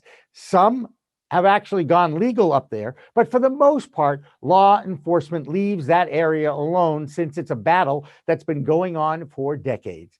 Now, Humboldt County has banned the growing of legal hemp cannabis because of the issue of cross-pollination between the hemp and its THC cousin that we'll call marijuana for distinction purposes. Emerald Media Group founder and CEO Christina DiGiovanni lived in Humboldt County for almost 10 years before relocating to New York. She explains why the county banned the growing of outdoor legal hemp. The topic of hemp has been one that we've had in discussions for a long time. The concern is with the cross-pollination. It's very easy to have pollination travel from one crop to another, to cross-pollinate, to seed out other people's crops. The cannabis plant with THC that blooms and buds is female, and the hemp plant is not so much female. And so when you cross the two, what do? You get seedy weed. And for someone who takes a lot of pride in their craft and quality cannabis, they don't want to be seeded out. So it is understandable that a place like Humboldt County that's known for their quality craft cannabis reputation may not want to have hemp cultivated there because it could potentially ruin their reputation. I can't believe that whole birds and bees thing now extends to cannabis. So not only is this county setting a precedent for banning outdoor growing of hemp, there's a bill called AB 45 that is looking to ban smokable hemp in the entire state. Never a dull moment there for sure. And never a dull moment in South Dakota, where voters approved medical and adult use of cannabis at the November election. However, their governor, Kristi Noem, is not in favor of having cannabis available for sale in her state, and she directed a circuit court judge that she appointed to rule that the ballot box initiative was unconstitutional. So now those advocates from the Marijuana Policy Project will have to take this case to their state Supreme Court. Meanwhile, in the great state of Maine, retail sales in the adult use market have doubled since its inception in the fall of 2020. There's only 15 licensed dispensaries in Maine, and they reported sales of $2.47 million in the first month of 2021. The average sale in Maine is up to $74 per consumer, up from just $66 during the first month of operations. New Jersey continues to wait for their governor, Phil Murphy, to sign the legal cannabis bill, while more than 6,000 arrests for cannabis possession have been reported. Murphy's self-imposed deadline to sign that bill is Friday, February 19th. At least New Jersey is close to launching. New York can't even get to the governor, who continues to say he wants legalization. But Andrew Cuomo now, he's being investigated for the way he handled the first few months of the pandemic, which hit New York nursing homes especially hard. Here in Massachusetts, the number of medical patients registered in that program has now passed 100,000. Over 35,000 have signed up during the pandemic, since examinations can now take place over the internet. Now, let's go to Washington, D.C. with Vote Pro podcast Phil Adams for the D.C. Report. Phil? Hi, I'm Phil Adams from Vote Pro Podcast, and this is the Weed Talk News D.C. Report. A group of Washington lawmakers is calling on President Joe Biden to grant mass clemency for cannabis offenders. A letter signed by 37 members of Congress urges the White House to take a rare but not unprecedented step and issue a general pardon for all former federal nonviolent cannabis offenders. Led by Congressional Cannabis Caucus co-chairs Barbara Lee of California and Earl Blumenauer of Oregon, the lawmakers pointed to the wave of state legalizations, as well as a recent congressional action aimed at ending the federal prohibition on cannabis. Until such a bill is sent to the president's desk, the 37 signatories are calling on Biden to, quote, lead on criminal justice reform and provide immediate relief to thousands of Americans. Although Biden remains opposed to legalizing adult use, he has voiced support in the past for expungement of prior convictions and for decriminalizing cannabis. With Virginia well on the way to legalizing adult use, their neighbors across the Potomac are now considering a legalization bill of their own. This week, the Maryland House of Delegates held its first committee hearing to consider a bill to regulate adult use of cannabis and to reinvest a portion of the tax revenue in communities most impacted by the drug war. House Bill 32 calls for legalizing possession of up to 4 ounces of cannabis, as well as home cultivation for personal use. It also provides for resentencing or releasing those currently incarcerated for nonviolent cannabis convictions and for expunging prior convictions. The measure is one of 2 legalization bills before the Maryland General Assembly this year. The other is Senate Bill 708, scheduled for a Maryland Senate Finance Committee hearing on March 4th. And the District of Columbia could also see movement on long-delayed adult use sales. With a more cannabis-friendly Congress in the Capitol and a new regulatory agency now overseeing the DC cannabis industry, recreational cannabis sales could be getting a new lease on life. A legalization referendum that passed back in 2014 has been held up every year since then by Congress. An obscure budget rider employed by legalization opponents in Congress had prohibited the DC government from using federal tax dollars to set up an adult use marketplace. The 117th Congress now appears ready to jettison that rider. At the same time, the district's Alcoholic Beverage Regulatory Agency has taken over regulation of medical marijuana from the DC Health Department. The ABRA has taken measures to increase the number of medical marijuana patients and to ease the regulatory burden on cannabis retailers. That's the Weed Talk News DC report for this week. I'm Phil Adams from Vote Pro Podcast. Leafly has come out with its annual cannabis jobs report, and the news is pretty impressive. There are now 321,000 full-time jobs in the legal cannabis industry in the U.S. Now, think about that. There are more jobs in the cannabis industry than for electrical engineers, EMTs, paramedics, and twice as many dentists. Leafly has partnered with Whitney Economics on this jobs report since 2017. And if you can't get a job in cannabis in the U.S., you might want to think about going to Canada. Wait till you hear how many dispensaries are opening in Ontario. Solomon Israel from the MJ Biz Daily International Bureau has our Canadian report. Solomon? I'm Solomon Israel from Marijuana Business Daily, and this is the Weed Talk News Canadian Cannabis Report. Canadian cannabis firm Hexo has announced a deal to buy another producer, Zenabis Global. The all-stock deal is worth 235 million Canadian dollars, and Hexo says the acquisition will boost its domestic and international growth. Both companies have reported significant losses in recent years. Marijuana producer Tilray lost $3 million in its fourth quarter, with revenue improving over the previous quarter. Tilray's annual loss for 2020 was $271 million, less than its annual loss in 2019. The company is due to merge with Canadian competitor Aphria this year. And Canada's biggest recreational cannabis market is once again speeding up its licensing process for marijuana stores. Ontario will now license 120 stores per month. The province already has at least 430 licensed cannabis stores open for business. You can read all those stories and more at mjbizdaily.com. I'm Solomon Israel for Marijuana Business Daily. Here's this week's factoid, courtesy of MJ Biz Daily's Fact Book. Did you know that for every single dollar that is spent in the legal cannabis market, $2.50 gets injected into the economy?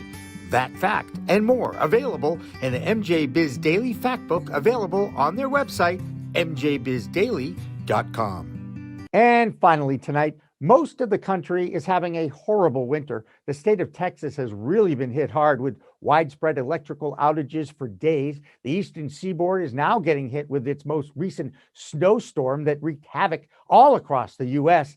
And now we can certainly talk about climate change, of course, that leads to these extremes in weather. But when it affects cannabis growing in Jamaica, of all places, there is real concern. Natural disasters of torrential rain followed by drought has caused a serious crop loss in Jamaica. Most of the cannabis grown, of course, in that country is outdoors, but technology might help with indoor grows. But guess what? That increases the carbon footprint. So that's another thing people who are investing millions of dollars in the economics of cultivation of cannabis in the U.S. have to consider. And that will be the theme of the Green Rush live show on Fridays. I co-host that with David Rabinovitz, and we have an all-star lineup ready for our live show on Pro Cannabis Media's social media networks and our own website. So tune in and take part in our chat room or watch it on demand. That's Weed Talk News for this week. I'm Jimmy Young from Pro Cannabis Media. Remember, it's a whole new world of weed out there. Use it responsibly. Weed Talk and In the Weeds are two productions of Pro Cannabis Media supported by Revolutionary Clinics, one of the top medical cannabis dispensaries in the Massachusetts area, now with 3 locations in Greater Boston, 2 in Cambridge and 1 on Broadway in Somerville. Rev Clinics has a patient-first mission. They will customize your needs as a medical patient with the proper titration and combination of strains, flavors, and products. Rev Clinics, where the patient comes first.